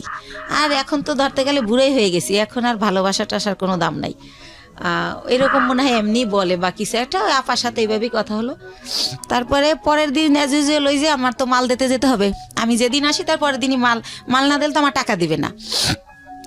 তো উনি তো জানি যে পরের দিন আসতে হবে, উনি সকালে গাড়ি নিয়ে আসে। তো আমি বলি ভাইয়া আমার খুবই টায়ার্ড লাগতেছে, আপনি আমার দোকানগুলো তো চেনেন, স্লিপগুলো আমি দিয়ে দেই, আপনি মালগুলো দিয়ে আসেন, আপনার যা ভাড়া হয় আমি দিয়ে দেবো। আর আমি লগে গেল ভাইয়া মালগুলো উনিই ক্যারি করে, উনি উঠাই দেয়, আমি আবার লেবার ওই শোরুমে ফোন দিলে ওরা লেবার পাঠায়, তো তাদের সাথে সাথে উনি ক্যারি করে। তো আমি কই আপনি ফোন দিলে আপনি একটা করে ফোন দিবেন, লেবার নামবে, এভাবে দিয়ে আসবেন। তো বলে আচ্ছা। তো এইভাবে উনি আমার মালগুলো দেয়। তো আমি আবার টেনশন করি যে আমি তো জীবনভর বিশ্বাস করে ঠকলাম, একজনকে বিশ্বাস করলাম, সে আমার নিজে বললো যে আমার 60 লাখ টাকা পুঁজি, সেইটা নাই, উদয় হয়ে গেল। আবার এখন আবার আমার এই কয়টা টাকা লয়ে যদি ফলাই যায় আমি কি করব, এভাবে টেনশন করতেছি। কিন্তু আবার প্রতিটা মালিককে আমি বলে রাখছি যে আমার লোক গেছে ওই সিএনজিওয়ালা, তো মালটা দেওয়ার পর আমারে জানাবেন পুরো মাল বুঝাই দিছে কিনা স্লিপের। তো ওরা আবার আমারে একটু পরপর ফোন দিয়ে জানাচ্ছে প্রত্যেকটা কোম্পানি যে হ্যাঁ আপা মাল পাইছি। তখন ভাবলাম যেহেতু মাল পুরা দিছে তাইলে টাকাও আমারে দিবে। তো ঠিক উনি বাসায় আবার আইসা আমার টাকা দিয়ে দেয়। তো এইভাবে টাকা দিয়ে দেওয়ার পরে একদিন উনি বলে যে আপা আমি আপনার সাথে কিছু কথা বলবো, আপনার বাসায় আসতে পারি? তখন আমি বলি কোন ব্যাপারে ভাইয়া? বলে আমি একটা প্রবলেমে পড়ছি, এটা আপনার সাথে শেয়ার করবো। তো আমি বললাম আচ্ছা ঠিক আছে আসেন। কিন্তু আমার বাসা চিনেই। তো উনি আইসা আমার ড্রয়িং রুমে সোফায় বসে। তো আমি তো ওই পার ব্যথার জন্য ডক্টর বলছে যতটা পারি শুয়ে থাকার, তো আমি ওই পা লম্বা করে কোনো রকম বসি। তো ওনারে আমি বলি যে হ্যাঁ ভাইয়া বলেন, আর নাস্তা দিতে বলি, আমি অসুস্থর কারণে আমার বাসায় আবার একটা কাজের লোক রাখি যে কিছুই তো করতে পারি না পাওয়ার জন্য, তো তারে নাস্তা দিতে বলি। তখন সে বলে যে ওরে যেতে বলেন, ওর সামনে বলা যাবে না। তো তখন আমি ভাবলাম ওরে যেতে বলবো, ও তো কাজ করে তারপর যাবে। তখন আমি বললাম ঠিক আছে তাহলে আপনি আমার বেডরুমে আসেন। তো উনি আমার রুমেই যায়। তারপরে বলে যে আপা এরকম ও আবার থাকতো আর বোনের বাসায় মোহাম্মদপুরে।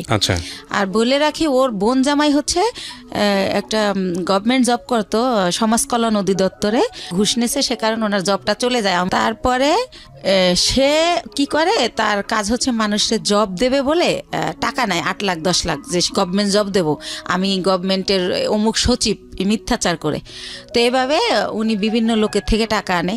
তো এইভাবে ওই হাসান ওনাকে কয়েকজন লোকের থেকে টাকা এনে দেয়। তাই এখন উনি জবও দেয় না টাকাও দেয় না, তারা হাসানকে খুব টর্চার করে, গ্যাঞ্জাম করে। তো এটার পরে কি করছে, হাসানের বোন আবার জব হয়েছে একটা পরিকল্পনায়, সে গেছে খুলনাতে। তো বোনের বাসা খালি, এর শুনে ও আবার ওই খালি বাসে আসে, আইসা থাইকে সিএনজি চালায়। এটা আমি আগেই জানতাম, আমার কথায় কথায় বলছিল। তো ওই দিন যেটা নতুন বলে সেটা হচ্ছে যে ওরে নাকি ওর দুইটা ফ্রেন্ড নিচে আইসা ফোন দেয় যে তোর বাসা তো খালি, তোর বাসায় কি একটু আসা যাবে? তো উনি আমার যেটা বলছে, তা ওনারা বলে যে হ্যাঁ, ও বলে যে হ্যাঁ আয়, সমস্যা নেই।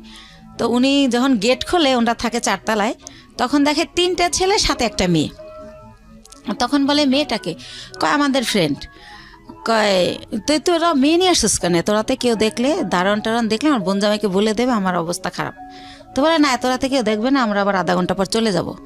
তো তারপরে নাকি তারা ওই সময় ওই ইয়াবা নাকি বাবা কি জানি বলে, ওইটা খায়। জি, ওইটা খায় ওই যে 3টা ছেলে আর ও 4 ছেলে আর ওই মেয়ে।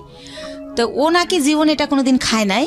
ওই দিন ফার্স্ট ওই মেয়েটা ওরা জোর করে খাওয়ায় যে আমি মেয়ে মানুষ খাই, তুমি ছেলে কেন খেতে পারবে না?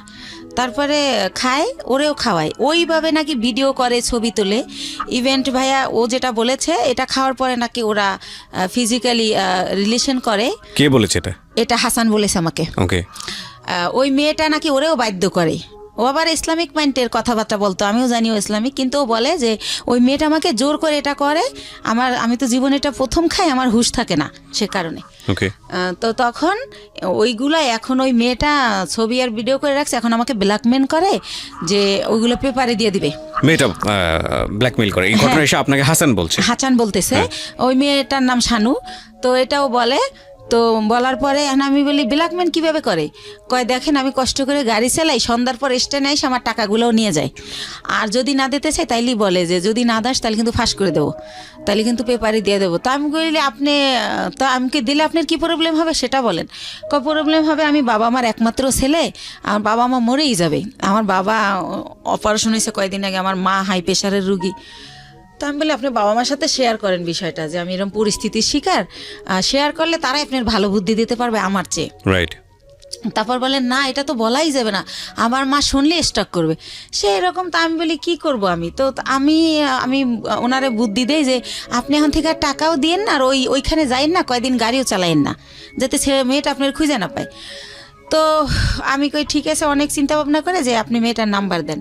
তো মেয়েটার সাথে আমি অনেক কথা বলি, ভয়টায় দেখাই যে আমি হচ্ছে ইয়াতে চাকরি করি, পুলিশ ডিপার্টমেন্টে। হ্যাঁ, তুমি এটা করো, এমনি তো ইয়াবা খাও তো আইনত নিষিদ্ধ, তারপর তুমি মেয়ে মানুষ, তারপর যে তুমি খাও তাহলে তুমি এটা ব্যবসাও করো, তোমার জেল হয়ে যাবে। এটা এইসব কই ওরে ভয় দেখাই আর কি, যাতে করে ওরেও ব্ল্যাকমেল না করে ওর কারণে।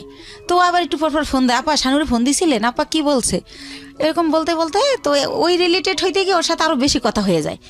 তো একটা সময় সে হচ্ছে বলে যে দেখেন, ও যেভাবে পারে ও আমার বিয়ে করবে যে কোনো জায়গায় ধইরা, কিন্তু দেখেন এরকম একটা মেয়েকে কি বিয়ে করা যায়, যাকে নিজের চোখে দেখছি যে অন্য ছেলেদের সাথে এরকম করছে, এটা তো বিয়ে করা যায় না।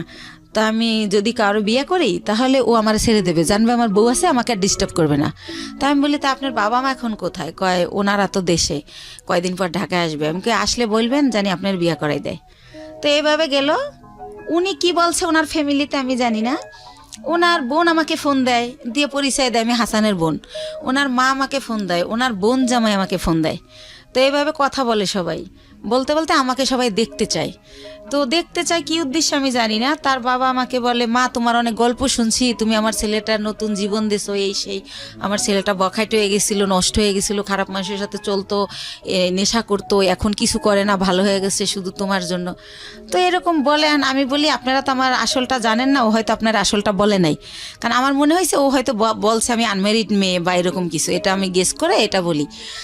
তারপর আমি বলি যে আমার অনেক প্রশংসা তারা করে। আমি বলি আমি দেখতে অনেক পচা, আমার প্রশংসা করেন না, আমার দেখলে আপনার ভাল লাগবে না, এখন যেমন পাগল এই দেখার রুচি থাকবে না। তো একটা সময় এত রিকোয়েস্ট করে, তখন যাই। যাওয়ার পরে দেখি যে সবার সাথে দেখা হয়, কথা হয়, তারা আমার অনেক পছন্দ করে বলে। তারপরে আমি চলে আসি। আসার পরে পরের দিন ওর মা আমাকে ফোন দিয়ে বলে যে আমার ছেলে তো তোমাকে পছন্দ করে, বিয়ে করতে চায়। ওকে। এটা ওর মা যখন বলে আমি ভাইয়া একদম কি বলে গাছে থেকে পড়ি যে কি বলে এটা। তখন আমি বলি যে ওর মারে আবার আমি মাই বলি যখন ওদের বাসায় যাই, যেহেতু ও বলে পরিচয় দেশে বন্টন করে। তো বলি যে মা আপনি এটা কী বলেন, আমি হচ্ছে আমার বেবি আছে, আমি বিবাহিত।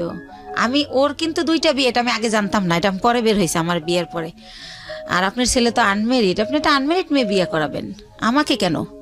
তো এটা বলার পরে বলে, দেখো মা, আমার ছেলে আমাকে তোমার ব্যাপারে সবই খুইলা বলছে, কিন্তু আমার ছেলে যেহেতু সংসার করবে, ছেলে যেহেতু তোমাকে ভালোবাসে, আমাদের আপত্তি তো থাকার কথা না, আর তোমারও আপত্তি থাকার কথা না, কারণ ও তো দেখছে তোমার 2টা ছেলে আছে, ও তোমার বাসায় যাতায়াত করে, এতদিন ধরে তোমার সাথে পরিচয়, তুমিও তারে দেখছো, অসুবিধা কোথায়?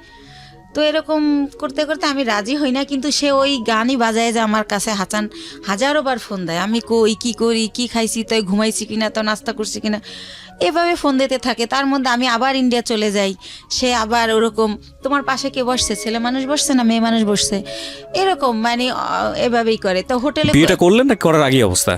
বিয়ে করি নাই, তখনই এরকম এইভাবে মানে সে এত কেয়ার করে, মনে হয় যে আমি হেঁটে গেলে সে ব্যথা পায়, এরকম একটা ভাব।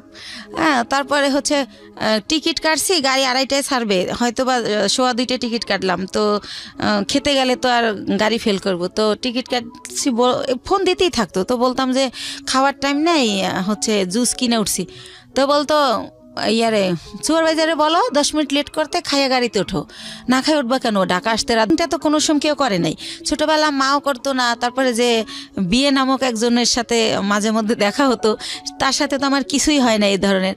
তো ওই ব্যাপারগুলো আমার খুব ভালো লাগতো, যে আল্লাহ আমি খাইলাম কিনে ডেনে টেনশন করে, রাতের 1টা বাজে আমার অনলাইনে দেখলে, এই এখনও ঘুমাও না কেন, ঘুমাও, এর মধ্যে তুমি তো আমি কথা বলা শুরু হলো, তো সেও তুমি বলে, আমিও তুমি বলি, আর ভাইয়া আপু বলি না, হেও আপু বলে না, আমিও ভাইয়া বলি না, তো এরকম।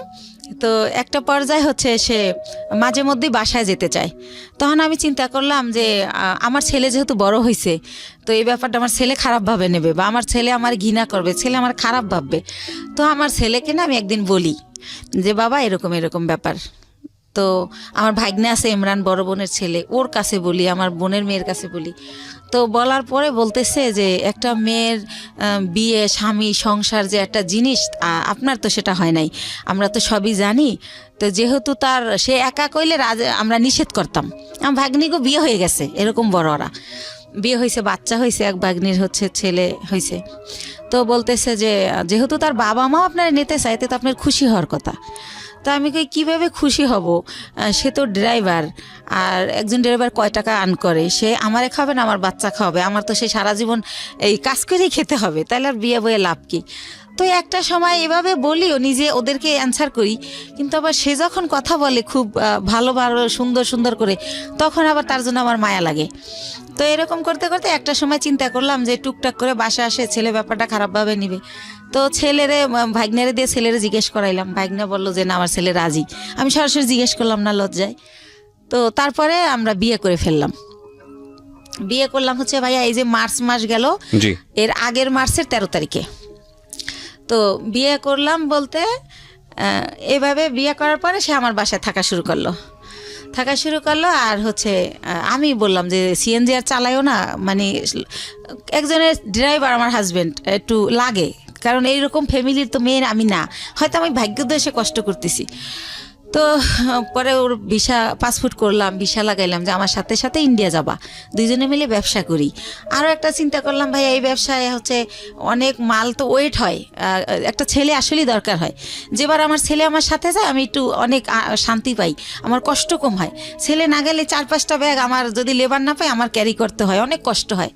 তো সব কিছু মিলে টিলে ভাবলাম যে ঠিক আছে, ওর ফ্যামিলিও ছোট, 1 ভাই 1 বোন, বোনেরও বিয়ে হয়ে গেছে, বাবা মাই তো আছে, ঝামেলা নাই, করে ফেলি। তো এইভাবে যাই হোক বিয়েটা হলো, খুব ভালো, শ্বশুর শাশুড়ি খুব ভালোবাসে। তো এরপরে রোজা চলে আসলো, ঈদের সময় আমি শ্বশুর শাশুড়ি সবার জন্য গিফট টিফট কিনলাম। শাশুড়ি আবার বলে বলে দিল তার বোনের ছেলে, বোনের মেয়ে, তাদের যত আত্মীয় আছে সবার জন্য কিনতে, বাস কিনলাম, তো দিলাম। তো আমার শাশুড়ি আবার আমার 2000 টাকা দিল একটা ড্রেস কিনতে। আর আমার হাজব্যান্ড এর মধ্যে ভিসা পাসপোর্টের কাজ চলতেছে, সে আর যায় না এতদিনে ইন্ডিয়া, তারে সব কিছু দিলাম। প্রতিদিন তারে 500-1000 টাকা পকেট খরচ দিচ্ছি, মানে দিয়ে রাখতেছি, যখন শেষ আবার দিচ্ছি, এরকম এভাবে চলতেছে। তো তারপর আমি আরও একবার গেলাম একা। তো এর পরের বার সে আমার সাথে গেল। তো যেহেতু সে আমার সাথে গেল, এখন যদি ভাইয়া যেখানে ব্যবসা করি সবাই আমাকে অনেক রেসপেক্ট করে। এখন যেহেতু তার ছবি আছে আমার কাছে, আপনারা চাইলে দেখতে পারেন, কাবিনটাও আমি নিয়ে আসছি, চাইলে দেখতে পারেন। 20 লক্ষ টাকার কাবিন করা হয়েছে আমাদের বিয়ের যে খরচটা ওটাও আমি দিছি, কারণ ওর তো টাকা ছিল না। তো ওর মাই শিখাই দিছিল যে 20 লক্ষ টাকার কাবিন করবা, না হলেও যদি পরে আবার কেউ বিয়ে টিয়া করে কম টাকার কাবিন থাকলে বেশি হলে আর করতে সাহস পাবে না। তো এইসব দেখে না মনে হয়তো ওর মা বাবা ওর চেয়ে আমার বেশি ভালোবাসে। আর যেহেতু আমি ছোটোবেলা থেকে ভালোবাসার খুব অভাবী ছিলাম, ওদের ভালোবাসাগুলো পেয়ে না আমি এত হ্যাপি হয়েছিলাম বলার মতো না। তো এইভাবে চলতে থাকে। এর মধ্যে আমার শাশুড়ি আমারে বলে যে গত বছর অক্টোবরে যে শাহনাজের তো বিয়ে হয়েছে 5 বছর, তো ভদ্রলোকের আবার আগের ঘরে বউ বাচ্চা আছে, আমার ননদ্রে বিয়ে করে হচ্ছে অন্যভাবে, যাই হোক সেটা আমি বলবো না। তো যাই হোক পরে বলে যে ওর তো অনুষ্ঠান করা হয় না, দেশের কেউ জানে না, তো এবার ডিসেম্বরে তোমার আর ওর অনুষ্ঠান একসাথে করব আমরা। ডিসেম্বরের 26 তারিখে ডেট করছে। তো আমি বললাম আচ্ছা ঠিক আছে। আমার শরম, আমি আবার এটা বললাম যে মা আমারটা করেন না, শাহনাজেরটা করেন, যা যা করার আমি করব, টাকা পয়সা যা লাগে আমি দেবো, কিন্তু আমারটা করেন না, আমার লজ্জা লাগে। আচ্ছা। তো এটা আমি বলার পরে উনি হচ্ছে অনুষ্ঠান। তখন কি আপনার মানে জাহিদ তো আগের হাজবেন্ডের নাম? হ্যাঁ। ওর সাথে কি ডিভোর্স হয়ে গেছে নাকি? জাহেদকে ওইটা আমি বলি না ভাইয়া, জাহেদকে আমি 14 সালে ডিভোর্স দিই। 14 সালে ডিভোর্স দিয়ে দিয়েছেন? ডিভোর্স এর জন্য দেই যে আবার কখন হুট করে আইসা দাবি করে, সেজন্য আমি 14 সালে ওরে ডিভোর্স দিয়ে দেই। ওকে। তো ও কি করে যে এভাবে বলে, তো বলার পরে লিস্ট আসতে থাকে, যেহেতু বিয়ে বাড়ি, বিয়ে করা গ্রামে অনুষ্ঠান করবে, এটা লাগবে সেটা লাগবে। তো আমি যখন ইন্ডিয়া যাই আমার ননদ ফোন করে বলে যে আমার জন্য লেহেঙ্গা আনবা, আমি বিয়ের দিন পরবো। তো তার জন্য আমি অনেক সুন্দর দেখে একটা 12,000 টাকায় লেহেঙ্গা কিনে নিয়ে আসি। তারপরে যা যা বলে মোটামুটি, এবার আমার শাশুড়ি আমার লিস্ট দেয় যে আমার দাদি শাশুড়ি, আমার নানি শাশুড়ি, আমার মামা শ্বশুরের শাশুড়ি, সবার জন্য কাপড় কিনতে বলে। এটা কি তাদের এলাকার নিয়ম কিনা আমি জানি না, আমাকে কিনতে বলে, তো তাও আমি কিনি।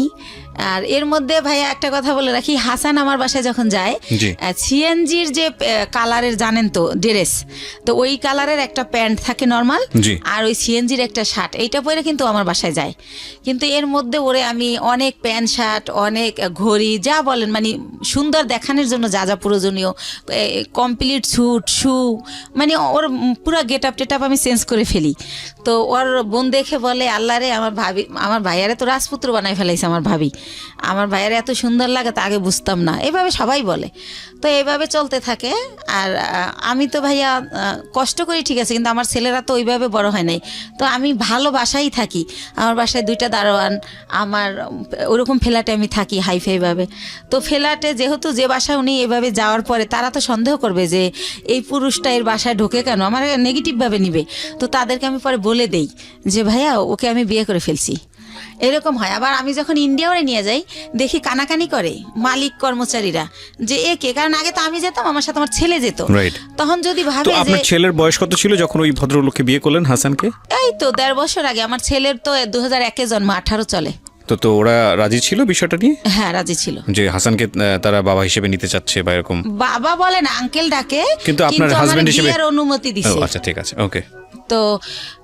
তো কি করে না, অনুমতি না দিলে তো আমি করতেই পারতাম না, করতামই না। সে রাজি হলাম তাকে জমিটা দেওয়ার জন্য, মাকে দিয়ে বলালাম। তারপরে আমি গ্রামে গেলাম, তারপরে সে একজনকে দিয়ে জিজ্ঞেস করাইলো আমি জমির দাম কত চাই। তা আমার মা আমার শিখিয়ে দিল, তুমি বললো যে আপা তোমার যা ইচ্ছা তাই দিও, তাহলে তুমি বেশি পাবা, দাম টাম চাইও না। তো আমার মার কথাই আমি আমার বোনকে বলি, ওই যাকে দিয়ে বলায় তাকে বলি। তো পরের দিন আমাকে রেজিস্ট্রি করতে নিয়ে যায়, আমাকে কিন্তু 1 টাকাও দেয় নাই বা কতটুকু জমি বা কত দাম কিছুই বলে নাই। তো ম্যাজিস্ট্রেট যখন জিজ্ঞেস করে আমি বলি যে হ্যাঁ টাকা বুঝে পাইছি। তো উনি আসার পর আমাকে মাত্র 1 লক্ষ টাকা দেয়, দিয়ে বলে যে তোর জমির দাম হচ্ছে 2,35,000, তো আর 1,35,000 টাকা আমি 15 দিন পরে দেবো। তো আমি 1 লাখ টাকা নিয়ে ঢাকায় চলে আসি। কিন্তু ওই যে দুলাল আমার টাকা দেয় না, আমি বাসা ভাড়া ছিলাম, ওই বাসা ভাড়া বেজে যায়, তারপরে ঋণ করে খাই ফ্রেন্ডদের কাছ থেকে, ছেলের খরচ করি স্কুলের। তো এভাবে ওই টাকা ঋণ দিতেই চলে যায় 1 লাখ। তো তখন আমি ব্যবসা আবার কিভাবে করব, তখন আমি আবার আমার বোনকে বলি, বলতে বলতে আমার মা বলে যে তুমি বাড়িতে আসো, আবার যাই। তখন আমার বোন আবার আমাকে 1 লাখ টাকা দেয়, দিয়ে বলে যে এই 35,000 টাকা বাকি আছে, এইটা তুই চাবি না, ফোন করে কখনো বলবি না, আমার যখন হবে আমি তোরে ফোন করেই বলবো, তখন তোরে দিয়ে দেবো। আচ্ছা ঠিক আছে। তো ভাইয়া আল্লাহ যার উপরে নারাজ হয় তার হয়তো সব দিক দিয়েই হয়। তো তখন উনি 1 লাখ টাকা দেয়, ওই টাকাটাই না আমি ইন্ডিয়ার ব্যবসা শুরু করি। তো ব্যবসা শুরু করি ইন্ডিয়ার কসমেটিকের ব্যবসা, কয়েকজন আপার সাথে পরিচয় হয়, তাদের সাথে যাতায়াত করি, এভাবে চলতেছি। হঠাৎ করে আমার ব্যাক পেন শুরু হয়, আমি উঠতে পারি না, বসতে পারি না, খুব যন্ত্রণা। তো বাংলাদেশে যখন ডাক্তার দেখাতে দেখাতে পরীক্ষা নিরীক্ষার পর যেটা বলে যে আমার একটা কিডনি ড্যামেজ হয়ে গেছে। ওহো। তো একটা কিডনি ড্যামেজ হয়ে গেছে। কত সালের ঘটনা? এটা হচ্ছে 13 সালের ঘটনা। 13 সালের ঘটনা। তো তখন তো আপনার জাহিদের সঙ্গে যোগাযোগ সম্পূর্ণ কোথায় আছে, কি করছে, কিছু জানি না। না, তো তখন আমার ড্যামেজ হয়ে গেল। তো আমার আত্মীয়স্বজনকে আমি ব্যাপারটা জানাই, মানুষ দিয়ে জানাই, কিন্তু ভাইয়া কষ্টের কথা হলো আমার এক সৎ ফুফুর ক্যান্সার হয়েছিল, তাকে কেমো দেওয়ার জন্য আমার বোন প্রতি মাসে তার কেমোর খরচটা দিত। কিন্তু বাইরের মানুষেরে দেয়, যে ওর মেয়ে বিয়ে হয় না, বিয়ে দিয়ে দেয়, যার যা লাগে দেয়, কিন্তু সে আমাকে কোনোভাবে হেল্প করলো না। হেল্প না করলে আমার যে পুঁজিটা ছিল ওইটা দিয়া, আরেকটু বলি, তো বাংলাদেশে বলে ড্যামেজ হয়ে গেছে, তো আমার অনেকে বলে যে ইন্ডিয়ার ডাক্তার ভালো, ইন্ডিয়াতে দেখাও। তো ইন্ডিয়া দেবী শেঠি নামের একটা হসপিটাল মুকুন্দপুরে, সেখানে আমি দেখাই। ডক্টর বুজুরিয়া, উনি কিডনি বিশেষজ্ঞ ছিলেন। তো উনি পরীক্ষা নিরীক্ষার পর বলে যে আপনার কিডনি ড্যামেজ হয় নাই, এটা মিথ্যা রিপোর্ট, আপনার কিডনি ছোট হয়ে গেছে, একটা কিডনি একটু ছোট হয়ে গেছে, আপনি বেশ কিছুদিন অনাহারে ছিলেন, খাবার দাবার খাইতেন না, সেই জায়গার থেকে এটা হয়েছে। তো আপনি ঠিকমতো খাবেন, পানি খাবেন, আর প্রস্রাবে ধরলে লেট করবেন না, আর ওষুধ দেয় 3 মাসের। তো 3 মাস ওষুধ খাওয়ার পরে আল্লাহর রহমতে মাত্র 2টা আইটেম ওষুধ দেয়, কিন্তু আমি 3 মাস পর আল্লাহর রহমতে ভালো হয়ে যাই। তো ভালো হয়ে যাই, এরপরে চাবি না, আমি ইচ্ছা মতো দেব, অথচ আমি যখন 6 মাস পরে আমার চলতেছে না তখন চাই, তখন সে অস্বীকার করে। আর একটা কথা ভাইয়া, সে হচ্ছে বাইরে আমার এই জমিটা যারা কিনতে চাইছে তারা 5 লাখ টাকা দিতে চাইছে, 5 কাঠা 5 লাখ, কিন্তু আমার দিবে 2,35,000। তারপরও আবার এই 35,000 টাকা সে না স্বীকার জান। আমি বলি, আপা তুমি তো মিথ্যা বলো না, মনে হয় ভুলে গেছো, মনে নাই, একটু মনে করে দেখো। সে আমারে অখাদ্য ভাষায় গালাগালি করে, ওই টাকাটা আর দিলই না। তো এইভাবে যায়। আর একটা কথা ভাইয়া, সে তারা মনে হয় নাম কেনে, শববরাতের পরে টেরাক বইরা গ্রামে গ্রামে কাপড় লুঙ্গি সবাইকে দেয় প্রতি বছর। তো আমি হচ্ছে 2 বছর আগে, মানে আমার ছেলে তো এবার দিল ইন্টার পরীক্ষা, তো ইন্টার যখন ও ফার্স্ট ইয়ারে ভর্তি করে মরে, তো ওই যে আমি অসুস্থ ছিলাম, আমার অনেক অভাব, তো তখন আমি ওরে বলি যে হচ্ছে আমার ছেলেরে ভর্তি করব কলেজে, ভর্তির তোরা হচ্ছে এমনি বলি ডাইরেক্ট যে তোরা তো সবাই জাকাত দেস, নাইলে তোদের জাকাতের টাকা থেকে আমার কিছু টাকা দে, আমার ছেলেটার ভর্তি করি। তো আমার 1 ভাই আর 2 বোনরে বলি। তো তারপর তারা আমার যেটা জানায় যে হাদিসে আছে যারা ব্লাড কালেকশনের এদেরকে জাকাত দিলে জাকাত কবুল হয় না। এটা আমার জানা মতে এটা একটা ভুল ইনফরমেশন। এটা তো ভুল, জি জি, এটা আমিও জানি এটা ভুল, কিন্তু তারা এটা বলে। যাই হোক, তারপরে আমি যেমনি হোক ছেলেকে ভর্তি করি। তো এভাবে আবার ভর্তি করার পর বই কেনা হয় না দেখে ছেলে কলেজে যায় না, ছোট বোনের বাসায় একটা অনুষ্ঠানে যায়, সেখানে আমার যে ইমিডিয়েট বোনটা ও আসে। তো ওরে বলে যে তুই কলেজ যাওয়া শুরু করছিস? কয় না, আম্মু তো এখন আমার বই কিনে দেয় না, এই জন্য যাই না, যাবো কয়েকদিন পরে। আম্মুর তো অনেক সমস্যা, কি যে করব, মনে হয় কি পড়াশোনার দরকার নেই, একটা জব নিয়ে নিই। তো আমি তো ছোট মানুষ, আমার জব দিব কে? আমার বোন উঠে বলে কি যে তোর মার এত সম্পদ আছে, তোদের কিসের অভাব, সম্পদ বেচা তোর পড়ালেখা কর, তুই বড় হলে চাকরি করবি। এত সম্পদ নাই ভাইয়া, মাত্র ওই যে বলছিলাম আপনারা যে 1 বিঘা জমি কিনছিলাম 45,000 টাকায়, ওইটা এখন হয়তো 15-20 লাখ টাকা দাম উঠছে বাইরে, কিন্তু আত্মীয়রা কিনলে আবার দিব অর্ধেক দাম। তো এছাড়া আর নাই। তো এটা বলে আমার ছেলে খুবই কষ্ট পায়। তারপর আমার বাসায় এসে বলে যে আমরা যদি না খাইয়ে মারাও যাই, বা তুমি যদি বিনা চিকিৎসায় মারা যাও, রাস্তায় আমি ভিক্ষা করব, কিন্তু তোমার পরিবারের কাছে আর কিছু বইলো না। তোমার বোন আমাকে এই কথা বলছে। আমার ছেলে অনেক কষ্ট পাইয়া বলে। তখন আমি বলি থাক, এগুলো মনে থাকবে, তুমি যদি কখনো বড় হও মনে রাখবা যে কে কি করছিল। তো এইভাবে গেল। তো আমার হচ্ছে এই হচ্ছে আমার বোনদের অবস্থা। ইভেন্ট তারা কোরবানি দেয়, আমার বড় বোন। এটা সবার জানা উচিত যে আসলে এরকম হয় না কি বোন বা ভাই বা পরিবার। আমার বড় বোন যেহেতু আমার বাবার দেশে অনেক জমি তার কেনা, সে কারণে সে কিছুদিন থাকে বরিশাল, কিছুদিন থাকে ঢাকায়ও তার বাড়ি। তো সে ঢাকায় একটা গরু কোরবানি দেয়, একটা দেয় হচ্ছে আমার বাবার বাড়িতে, একটা দেয় আমার গ্রামের এক কিনারে হচ্ছে একটা হাই স্কুলে বিলিয়ে দেয়। অথচ আমি আপন বোন, আমারই কিন্তু 2 কেজি গোশ দেয় না যে আমার বাচ্চারা কি খাবে। বা এই যে গ্রামে বইরা ট্রাক বইরা কাপড় দেয়, কোনো সময় বলে না 2,000 টাকা দিলাম তোর 2 ছেলের 2টা শার্ট কিনে দিস, কখন এটা তারা করে না, এই হেল্পটা তারা করে না। আমার অনেক কষ্ট, তো এই জন্য তাদের কাছ থেকে আমি একেবারেই দূরে আছি, কথাবার্তা বলি না। আর একটা কথা বলি, 3 বছর আগে একবার ঈদে দেশে গেছি, তো লঞ্চ স্টিমারে আমরা আসি, তো ঈদের সময় খুব ভিড় থাকে, আর ওই সময় কেবিনে অনেক বেশি ভাড়া নেয়, তো একটু কমলে ভিড় আসবো। তা আমি শুনি আমার মা কাজের মেয়েকে বলে, আমার বাড়িতে সবাই কাজের মেয়েরা কাজ করে, আমার মা বোঝে নাই যে আমি পিছনে, কাজের মেয়েকে বলে একটু কষ্ট করে কর, কি করবি। আমি ভাবছি আসছে 2 দিনের জন্য, 15 দিন হয়ে গেছে এখনো যায় না, আল্লাহই জানে কবে যাবে। মানে আপনার মা এটা বলছে? আমার মা বলে আমি 2 ছেলেকে নিয়ে বেড়াতে গেছি সেজন্য, তো আমি যে ভিড়ের জন্য ছেলেকে নিয়ে রিক্স, যদি লঞ্চ ডুবে যায় সেজন্য আসতেছি না, কিন্তু আমার মা কাজের মেয়েকে এই কথা বলে, আমি নিজের কানে শুনি। তো এইটা শোনার পরেই আমি বলি যে রওনা করি, যে আমি বাবা চলো আমরা এখন চলে যাব। তো আমার আব্বু বলে যে এখন তো লঞ্চের টাইমও না, স্টিমার টাইম নেই, কিসে যাবা? তো আমি বলি আমি বাসে যাবো। কয় বাসের টিকিট আগে কাটতে হয়। আমি কই হাইটা যাবো ঢাকা। তো যাই হোক আমার আব্বা আটকায় যে কাল সকালে যাও, তো পরের দিন আর কি ঢাকা চলে আসি। তো যাই হোক এইভাবে গেল। এখন যেটা আসি সেটা হচ্ছে আমি তো তারপরে কি করব, আমার ওইভাবে আমি কিছু এনজিও থেকে ওই যে লোন দেয় আর কি, ওই এনজিও থেকে আশা বেরাক, ওইখান থেকে। এর মধ্যে আপনার হাজবেন্ডের সাথে কোনো যোগাযোগ নাই? একদম পুরো কোনো যোগাযোগ নেই। ওকে। বা সে যে তার যে বাচ্চা আছে তার খবরও সে নেয় না, কোনোভাবেই না। তো আমি লোন তুলে তো ব্যবসা শুরু করি, কসমেটিক্সের ব্যবসা ইন্ডিয়া থেকে আইনা দোকানে দোকানে দেই, কিছু লাভ থাকে, ভালোই থাকে, চলতে পারি বাচ্চাদের নিয়ে। তো এভাবে এই ব্যবসা করতে থাকি। তো একা একা মাসে একবার ছেলেকে নিয়ে যাই, একবার আমি একা যাই, যেহেতু ছেলে পড়াশোনা করে, ছেলের তো সবসময় নেওয়া যায় না। তো এভাবে চলতেছি ভাইয়া, লোন টোন তুলে ব্যবসা করতেছি। তো এর মাঝে আবার কি হয়, আমার অনেক আগে আমার পায়ে একটা প্রবলেম হয়েছিল, কেউ একজন আমাকে মেরে এই গিটটা লড়াই দিছিল পায়ের, তো তখন ভালো হয়ে গেছিলাম।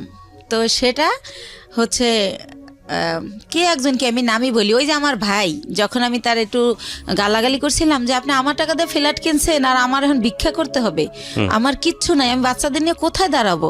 তো তখন সে আমারে খুব বাজেভাবে বকে, তখন আমিও তারে একটু রাব বিহেভ করি, তখন সে আমারে মারে, আমারে চেহার দিয়ে বাড়ি দিতে নেয়, তখন আমি পড়ে যাই, পড়ে গেলে আমার পাও ধরে মোচড় দেয়, তখন আমার এই গিটটা সরে যায়।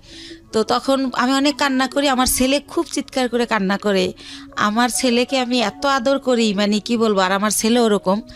তখন বলে বাবা তোমার আম্মু নাটক করতেছে, অত ব্যথা পায় নাই।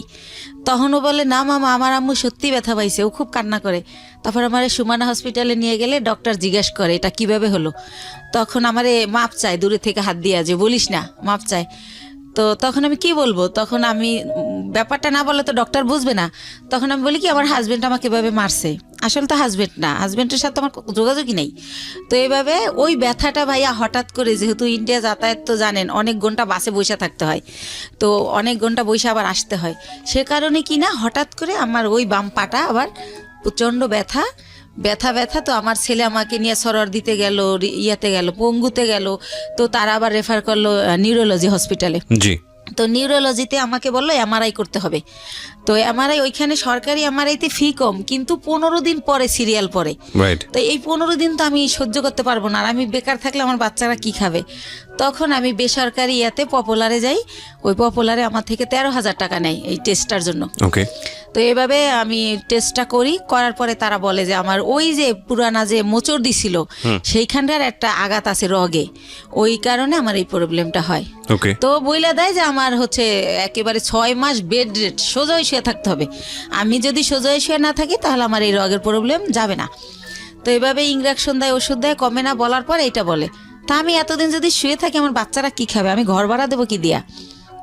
তো তখন আমার বাচ্চা সবাই কাছে এটা বলে যে আমার মার এই অবস্থা, খুবই কান্নাকাটি করে। তার বাবার নাম্বার জানি কার কাছ থেকে সংগ্রহ করে তারেও ফোন করে যে আম্মু এরকম হসপিটালে ভর্তি। তো কোনো জায়গা থেকে কেউই আসে না, আল্লাহর রহমতে কেউই হেল্প করে না। তো আমার পরিচিত যারা আর কি, যাদের সাথে একসাথে বিজনেস করতে যাই, ইন্ডিয়া যাই আসি, অনেকগুলো মহিলা, আমরা সবারই যার যার সংসারের প্রবলেম, তারা এটা করে থাকে। তো ওই সব আপারা আমারে বলে যে বাংলাদেশে তো তুমি সুস্থ হইতে অনেক টাইম লাগবে, আর তোমার বাচ্চারা খাবে কি, তোমার আমরা কোলে করে শোয়াই বাসে করে ইন্ডিয়া নিয়ে যাই, হয়তো বা ইন্ডিয়া গেলে ভালো হবা।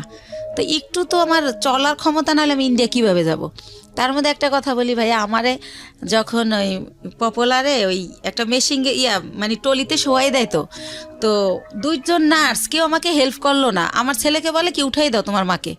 তা আমার ছেলে তো আর অত বড় না, সে আমারে তাও কিভাবে জানে আল্লাহ জানে, ও আমারে কোলে করে শোয়াই দেয়। তো ওইভাবে আমার এমআরআই যখন শেষ আমি বের হই, তখনও কোনো একটা নার্স আমাকে ধরে না, বলে এই তোমার আম্মুকে নামাও। তো আমার ছেলে আমাকে জায়গায় নামাইতে গিয়ে ছেড়ে দেয়, মানে আমার ভার বহন করতে পারে না। তখন ভাইয়া ব্যথার মধ্যে আরও ব্যথা পাই, তো এত চিৎকার করতে থাকি। তখন ছেলে নিজের অপরাধী ভাবে যে আম্মু আমি তো আর ব্যথা দিলাম। তো নরে ঠান্ডা করার জন্য আমি বলি না কিছু হয় নাই, এমনি তো আমার ব্যথা তো এমনিই করে, তোমার জন্য না। তো আবার আমার সরর দিতে নিয়ে যায়, নিয়ে গেলে কি হয় ওখানে ইমার্জেন্সিতে একটা সাথে সাথে হাড়ের মধ্যে ইঞ্জেকশন দেয়।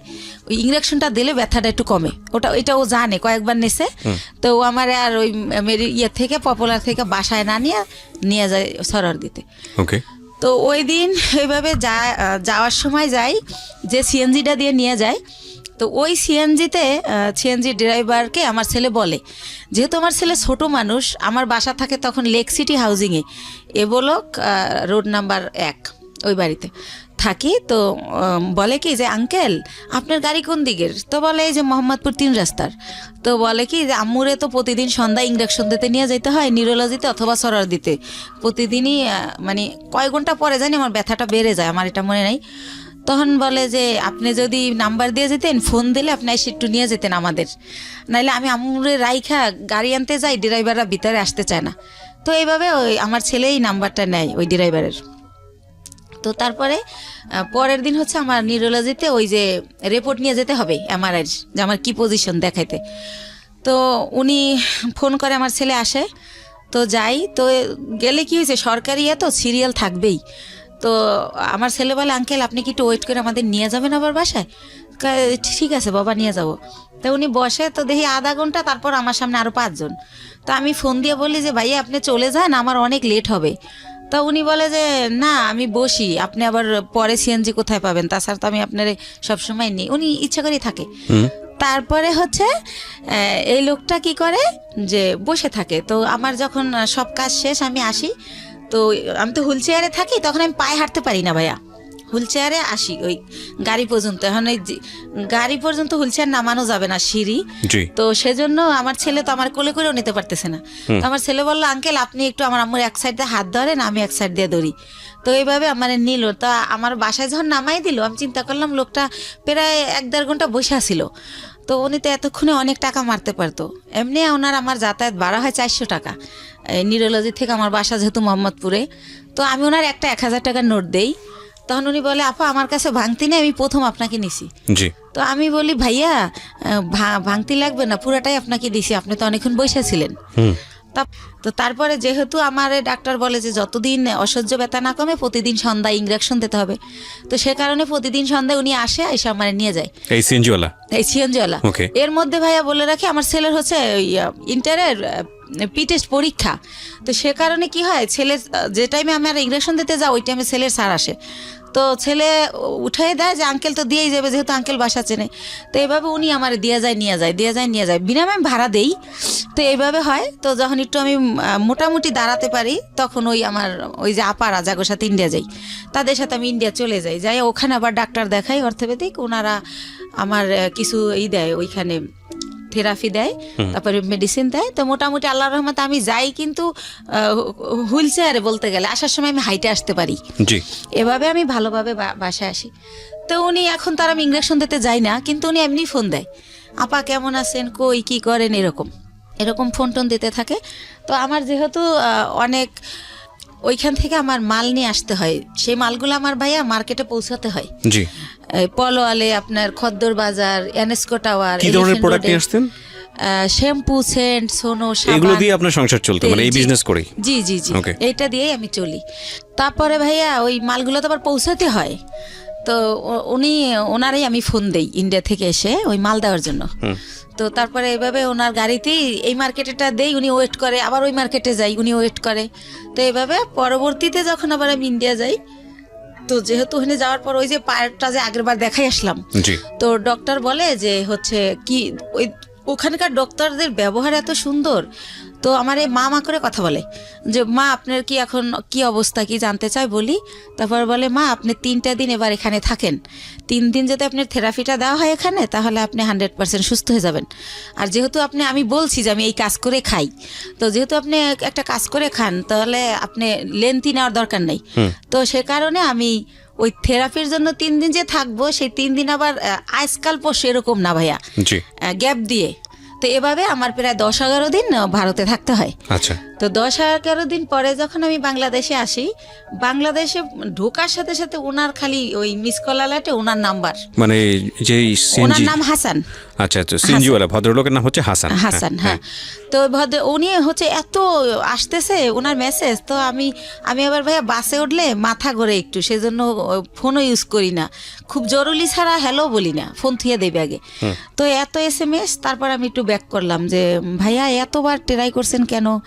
তো বললো আপনি কোথায় ছিলেন, মানে সে বলতে স্যার চিৎকার করে কাঁদতেছে, 11 দিন হয়ে গেছে আপনার কোনো খোঁজ নাই, আপনি কি মানুষ, আপনি এরকম পারলেন কি করে, এই সেই উনি ওনার মতো বলেই যাচ্ছে নন স্টপ। তো আমি বলি যে ভাইয়া আমি তো ভাবছিলাম 2 দিন পর আসবো, কিন্তু আমার অসুস্থতার কারণে আমার 11 দিন লাগছে। তো কাঁদছে, হ্যাঁ উনি বলতে স্যার কাঁদতেছে, ওনার নাকি অনেক কষ্ট হচ্ছিল, উনি খুব মিস করছিল, উনি আমার বাসার সামনে যে ঘুরে আসতো, এভাবে বলতেছে। আমি অবাক হলাম যে ওনার সাথে তো আমার ওরকম কিছু না, জাস্ট কয়েকদিন ওনার গাড়িতে চড়ছি, এই তো। তো উনি এরকম কেন করলো বুঝলাম না, আমি নিজে নিজে গাড়িতে বসে এটা ইয়ে করতেছি। তারপর ওই আপাদের আমার পাশে সাজেদ আপা বাসা, ওনারে শেয়ার করলাম যে আপা এরকম। তা আপা বললো ওই লোকটা তোমারে ভালোবাসে। তাই আমি বলি কি যে আমার যে 2 ছেলে, আমার যত ভালোবাসা তো ছেলেদের, আর আমি ছেলে ছাড়া জীবনে কিছু ভাবি না। দেখেন আজকে 8 বছর ওর বাবার সাথে আমার কোনো যোগাযোগ নাই, তারপরেও কিন্তু আমি এই ছেলেদের নিয়ে আসি। আর এখন তো ধরতে গেলে বুড়োই হয়ে গেছি, এখন আর ভালোবাসা টাসার কোনো দাম নাই, এরকম মনে হয় এমনি বলে। বাকি একটা আপার সাথে এইভাবেই কথা হলো। তারপরে পরের দিন অ্যাজ ইউজুয়াল ওই যে আমার তো মাল দিতে যেতে হবে, আমি যেদিন আসি তার পরের দিনই মাল না দিলে তো আমার টাকা দিবে না। তো উনি তো জানি যে পরের দিন আসতে হবে, উনি সকালে গাড়ি নিয়ে আসে। তো আমি বলি ভাইয়া আমার খুবই টায়ার্ড লাগতেছে, আপনি আমার দোকানগুলো তো চেনেন, স্লিপগুলো আমি দিয়ে দেই, আপনি মালগুলো দিয়ে আসেন, আপনার যা ভাড়া হয় আমি দিয়ে দেবো। আর আমি লগে গেল ভাইয়া মালগুলো উনিই ক্যারি করে, উনি উঠাই দেয়, আমি আবার লেবার ওই শোরুমে ফোন দিলে ওরা লেবার পাঠায়, তো তাদের সাথে সাথে উনি ক্যারি করে। তো আমি কই আপনি ফোন দিলে আপনি একটা করে ফোন দিবেন, লেবার নামবে, এভাবে দিয়ে আসবেন। তো বলে আচ্ছা। তো এইভাবে উনি আমার মালগুলো দেয়। তো আমি আবার টেনশন করি যে আমি তো জীবনভর বিশ্বাস করে ঠকলাম, একজনকে বিশ্বাস করলাম, সে আমার নিজে বললো যে আমার 60 লাখ টাকা পুঁজি, সেইটা নাই, উদ হয়ে গেল। আবার এখন আবার আমার এই কয়টা টাকা লয়ে যদি ফলাই যায় আমি কি করব, এভাবে টেনশন করতেছি। কিন্তু আবার প্রতিটা মালিককে আমি বলে রাখছি যে আমার লোক গেছে ওই সিএনজিওয়ালা, তো মালটা দেওয়ার পর আমারে জানাবেন পুরো মাল বুঝাই দিছে কিনা স্লিপের। তো ওরা আবার আমারে একটু পরপর ফোন দিয়ে জানাচ্ছে প্রত্যেকটা কোম্পানি যে হ্যাঁ আপা মাল পাইছি। তখন ভাবলাম যেহেতু মাল পুরা দিছে তাইলে টাকাও আমারে দিবে। তো ঠিক উনি বাসায় আবার আইসা আমার টাকা দিয়ে দেয়। তো এইভাবে টাকা দিয়ে দেওয়ার পরে একদিন উনি বলে যে আপা আমি আপনার সাথে কিছু কথা বলবো, আপনার বাসায় আসতে পারি? তখন আমি বলি কোন ব্যাপারে ভাইয়া? বলে আমি একটা প্রবলেমে পড়ছি, এটা আপনার সাথে শেয়ার করবো। তো আমি বললাম আচ্ছা ঠিক আছে আসেন, কিন্তু আমার বাসা চিনেই। তো উনি আইসা আমার ড্রয়িং রুমে সোফায় বসে। তো আমি তো ওই পার ব্যথার জন্য ডক্টর বলছে যতটা পারি শুয়ে থাকার, তো আমি ওই পা লম্বা করে কোনো রকম বসি। তো ওনারে আমি বলি যে হ্যাঁ ভাইয়া বলেন, আর নাস্তা দিতে বলি, আমি অসুস্থর কারণে আমার বাসায় আবার একটা কাজের লোক রাখি যে কিছুই তো করতে পারি না পাওয়ার জন্য, তো তারে নাস্তা দিতে বলি। তখন সে বলে যে ওরে যেতে বলেন, ওর সামনে বলা যাবে না। তো তখন আমি ভাবলাম ওরে যেতে বলবো, ও তো কাজ করে তারপর যাবে। তখন আমি বললাম ঠিক আছে তাহলে আপনি আমার বেডরুমে আসেন। তো উনি আমার রুমেই যায়। তারপরে বলে যে আপা এরকম ও আবার থাকতো আর বোনের বাসায় মোহাম্মদপুরে। আচ্ছা। আর বলে রাখি ওর বোন জামাই হচ্ছে একটা গভর্নমেন্ট জব করতো সমাজ কল্যাণ অধিদপ্তরে, ঘুষ নিয়েছে, সে কারণে ওনার জবটা চলে যায়। তারপরে সে কি করে, তার কাজ হচ্ছে মানুষের জব দেবে বলে টাকা নেয় 8 লাখ 10 লাখ, যে গভর্নমেন্ট জব দেবো আমি, গভর্নমেন্টের অমুক সচিব, মিথ্যাচার করে। তো এইভাবে উনি বিভিন্ন লোকের থেকে টাকা আনে। তো এইভাবে ওই হাসান ওনাকে কয়েকজন লোকের থেকে টাকা এনে দেয়। তাই এখন উনি জবও দেয় না, টাকাও দেয় না, তারা হাসানকে খুব টর্চার করে, গ্যাঞ্জাম করে। তো এটার পরে কি করছে, হাসানের বোন আবার জব হয়েছে একটা পরিকল্পনায়, সে গেছে খুলনাতে।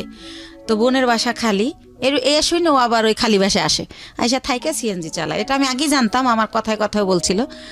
তো ওই দিন যেটা নতুন বলে সেটা হচ্ছে যে ওরে নাকি ওর দুইটা ফ্রেন্ড নিচে আইসা ফোন দেয় যে তোর বাসা তো খালি, তোর বাসায় কি একটু আসা যাবে? তো উনি আমার যেটা বলছে, তা ওনারা বলে যে হ্যাঁ, ও বলে যে হ্যাঁ আয়, সমস্যা নেই। তো উনি যখন গেট খোলে, ওনারা থাকে 4 তলায়, তখন দেখে 3টা ছেলে সাথে একটা মেয়ে। তখন বলে মেয়েটাকে, কয় আমাদের ফ্রেন্ড। কয় তুই তোরা মেয়ে নিয়ে আসছিস কেন? তোরাতে কেউ দেখলে, দারণ টারণ দেখলে আমার বোন জামাইকে বলে দেবে আমার অবস্থা খারাপ। তো বলে না, তোরাতে কেউ দেখবে না, আমরা আবার আধা ঘন্টা পর চলে যাব। তো তারপরে নাকি তারা ওই সময় ওই ইয়াবা নাকি বাবা কি জানি বলে, ওইটা খায়। জি, ওইটা খায় ওই যে 3টা ছেলে আর ও 4 ছেলে আর ওই মেয়ে। তো ও নাকি জীবনে এটা কোনোদিন খায় নাই। ওই দিন ফার্স্ট ওই মেয়েটা ওরে জোর করে খাওয়ায় যে আমি মেয়ে মানুষ খাই, তুমি ছেলে কেন খেতে পারবে না? তারপরে খায়, ওরেও খাওয়ায়। ওইভাবে নাকি ভিডিও করে, ছবি তোলে। ইভেন্ট ভাইয়া ও যেটা বলেছে, এটা খাওয়ার পরে নাকি ওরা ফিজিক্যালি রিলেশন করে। কে বলেছে এটা? এটা হাসান বলেছে আমাকে। ওকে। ওই মেয়েটা নাকি ওরেও বাধ্য করে। ও আবার ইসলামিক মাইন্ডের কথাবার্তা বলতো, আমিও জানিও ইসলামিক, কিন্তু ও বলে যে ওই মেয়েটা আমাকে জোর করে এটা করে। আমি তো জীবনে এটা প্রথম খাই, আমার হুঁশ থাকে না সে কারণে। ওকে। তো তখন ওইগুলা এখন ওই মেয়েটা ছবি আর ভিডিও করে রাখছে, এখন আমাকে ব্ল্যাকমেল করে যে ওইগুলো পেপারে দিয়ে দিবে। মেয়েটা ব্ল্যাকমেল করে, এই ঘটনা এসে আপনাকে হাসান বলছে? হাসান বলতেছে। ওই মেয়েটার নাম শানু। তো এটাও বলে। তো বলার পরে আমি বলি ব্ল্যাকমেল কিভাবে করে? কয় দেখেন, আমি কষ্ট করে গাড়ি চালাই, সন্ধ্যার পর স্ট্যান্ডে এসে আমার টাকাগুলোও নিয়ে যায়। আর যদি না দিতে চাই তাইলেই বলে যে যদি না দাস তাহলে কিন্তু ফাঁস করে দেবো, তাহলে কিন্তু পেপারে দিয়ে দেবো। তা আমি বলি আপনি, তো আমাকে দিলে আপনার কি প্রবলেম হবে সেটা বলেন। প্রবলেম হবে, আমি বাবা আমার একমাত্র ছেলে, আমার বাবা মা মরেই যাবে। আমার বাবা অপারেশন হয়েছে কয়েকদিন আগে, আমার মা হাই প্রেশারের রুগী। তো আমি বলি আপনি বাবা মার সাথে শেয়ার করেন বিষয়টা, যে আমি এরকম পরিস্থিতির শিকার, শেয়ার করলে তারাই আপনার ভালো বুদ্ধি দিতে পারবে আমার চেয়ে। রাইট। তারপর বলেন না, এটা তো বলাই যাবে না, আমার মা শুনলে স্টক করবে সে এরকম। তা আমি বলি কি করব আমি? তো আমি ওনারে বুদ্ধি দেই যে আপনি এখন থেকে আর টাকাও দিয়েন না, আর ওইখানে যাইন না, কয়দিন গাড়িও চালাইন না, যাতে মেয়েটা আপনার খুঁজে না পায়। তো আমি কই ঠিক আছে, অনেক চিন্তা ভাবনা করে যে আপনি মেয়েটার নাম্বার দেন। তো মেয়েটার সাথে আমি অনেক কথা বলি, ভয়টায় দেখাই যে আমি হচ্ছে ইয়াতে চাকরি করি, পুলিশ ডিপার্টমেন্টে। হ্যাঁ, তুমি এটা করো, এমনি তো ইয়াবা খাও তো আইনত নিষিদ্ধ, তারপর তুমি মেয়ে মানুষ, তারপর যে তুমি খাও তাহলে তুমি এটা ব্যবসাও করো, তোমার জেল হয়ে যাবে। এটা এইসব কই ওরে ভয় দেখাই আর কি, যাতে করে ওরেও ব্ল্যাকমেল না করে ওর কারণে। তো আবার একটু পরপর ফোন দেয়, আপা শানুরে ফোন দিছিলেন, আপা কি বলছে, এরকম বলতে বলতে তো ওই রিলেটেড হইতে গিয়ে ওর সাথে আরও বেশি কথা হয়ে যায়।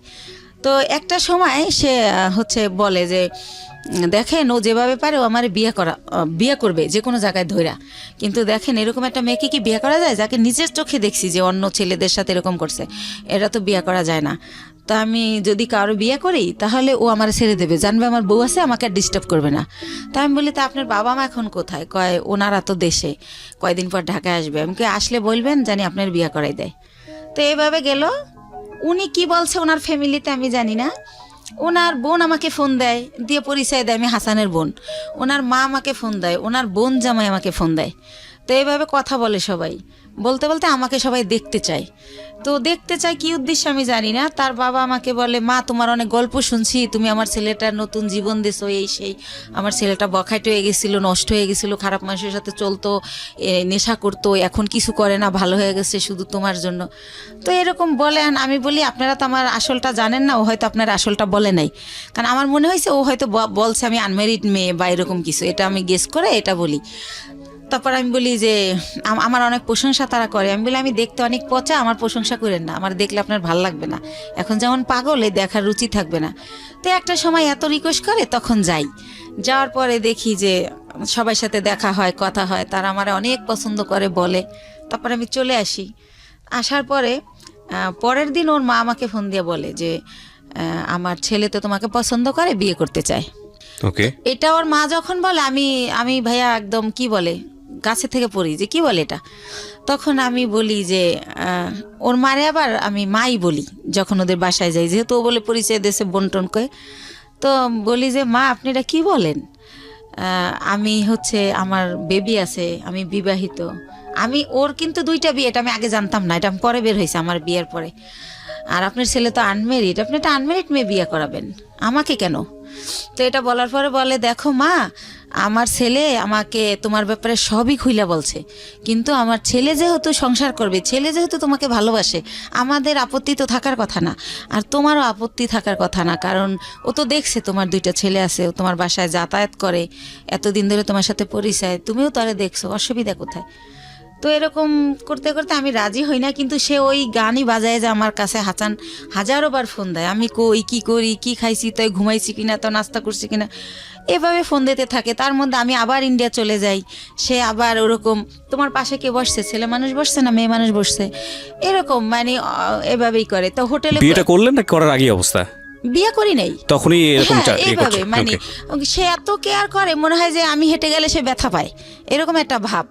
হ্যাঁ, তারপরে হচ্ছে টিকিট কাটছি, গাড়ি 2:30টায় ছাড়বে, হয়তো বা 1:15 টিকিট কাটলাম, তো খেতে গেলে তো আর গাড়ি ফেল করব, তো টিকিট কাটছি, ফোন দিতেই থাকতো, তো বলতাম যে খাওয়ার টাইম নেই, হচ্ছে জুস কিনে উঠছি, তো বলতো ইয়ারে সুপারভাইজারে বলো 10 মিনিট লেট করতে, খাইয়া গাড়িতে ওঠো, না খাই উঠবা কেন, ঢাকা আসতে রাতটা তো কোনো সময় কেউ করে নাই, ছোটোবেলা মাও করতো না। তারপরে যে বিয়ে নামক একজনের সাথে মাঝে মধ্যে দেখা হতো, তার সাথে তো আমার কিছুই হয় না এই ধরনের। তো ওই ব্যাপারগুলো আমার খুব ভালো লাগতো, যে আল্লাহ আমি খাইলাম কিনে ডেনে টেনশন করে, রাতের 1টা বাজে আমার অনলাইনে দেখলে, এই এখনও ঘুমাও নাই কেন, ঘুমাও, এর মধ্যে তুমি তো আমি কথা বলা শুরু হলো, তো সেও তুমি বলে, আমিও তুমি বলি, আর ভাইয়া আপু বলি না, হেও আপু বলেন, আমিও ভাইয়া বলি না, তো এরকম। তো একটা পর্যায়ে হচ্ছে সে মাঝে মধ্যেই বাসায় যেতে চায়, তখন আমি চিন্তা করলাম যে আমার ছেলে যেহেতু বড় হয়েছে, তো এই ব্যাপারটা আমার ছেলে খারাপভাবে নেবে, বা আমার ছেলে আমার ঘৃণা করবে, ছেলে আমার খারাপ ভাববে। তো আমার ছেলেকে না আমি একদিন বলি যে বাবা এরকম এরকম ব্যাপার। তো আমার ভাগ্নে আছে ইমরান, বড় বোনের ছেলে, ওর কাছে বলি, আমার বোনের মেয়ের কাছে বলি। তো বলার পরে বলতেছে যে একটা মেয়ের বিয়ে, স্বামী, সংসার যে একটা জিনিস, আপনার তো সেটা হয় নাই, আমরা তো সবই জানি। তো যেহেতু তার সে একা কইলে আমরা নিষেধ করতাম, আমার ভাগ্নিকে বিয়ে হয়ে গেছে, এরকম বড়রা বিয়ে হয়েছে, বাচ্চা হয়েছে, এক ভাগ্নির হচ্ছে ছেলে হয়েছে। তো বলতেছে যে যেহেতু তার বাবা মাও আপনারা নিতে চাইতে, তো আপনার খুশি হওয়ার কথা। তা আমি কীভাবে খুশি হব, সে তো ড্রাইভার, আর একজন ড্রাইভার কয় টাকা আর্ন করে, সে আমারে খাবে না আমার বাচ্চা খাওয়াবে, আমার তো সে সারা জীবন এই কাজ করেই খেতে হবে, তাহলে আর বিয়ে বয়ে লাভ কি? তো একটা সময় এভাবে বলিও, নিজে ওদেরকে অ্যান্সার করি, কিন্তু আবার সে যখন কথা বলে খুব ভালো ভালো সুন্দর সুন্দর করে, তখন আবার তার জন্য আমার মায়া লাগে। তো এরকম করতে করতে একটা সময় চিন্তা করলাম যে টুকটাক করে বাসা আসে, ছেলে ব্যাপারটা খারাপভাবে নিবে। তো ছেলেরে, ভাগ্নেরে দিয়ে ছেলেরে জিজ্ঞেস করাইলাম, ভাগ্নে বললো যে না আমার ছেলে রাজি।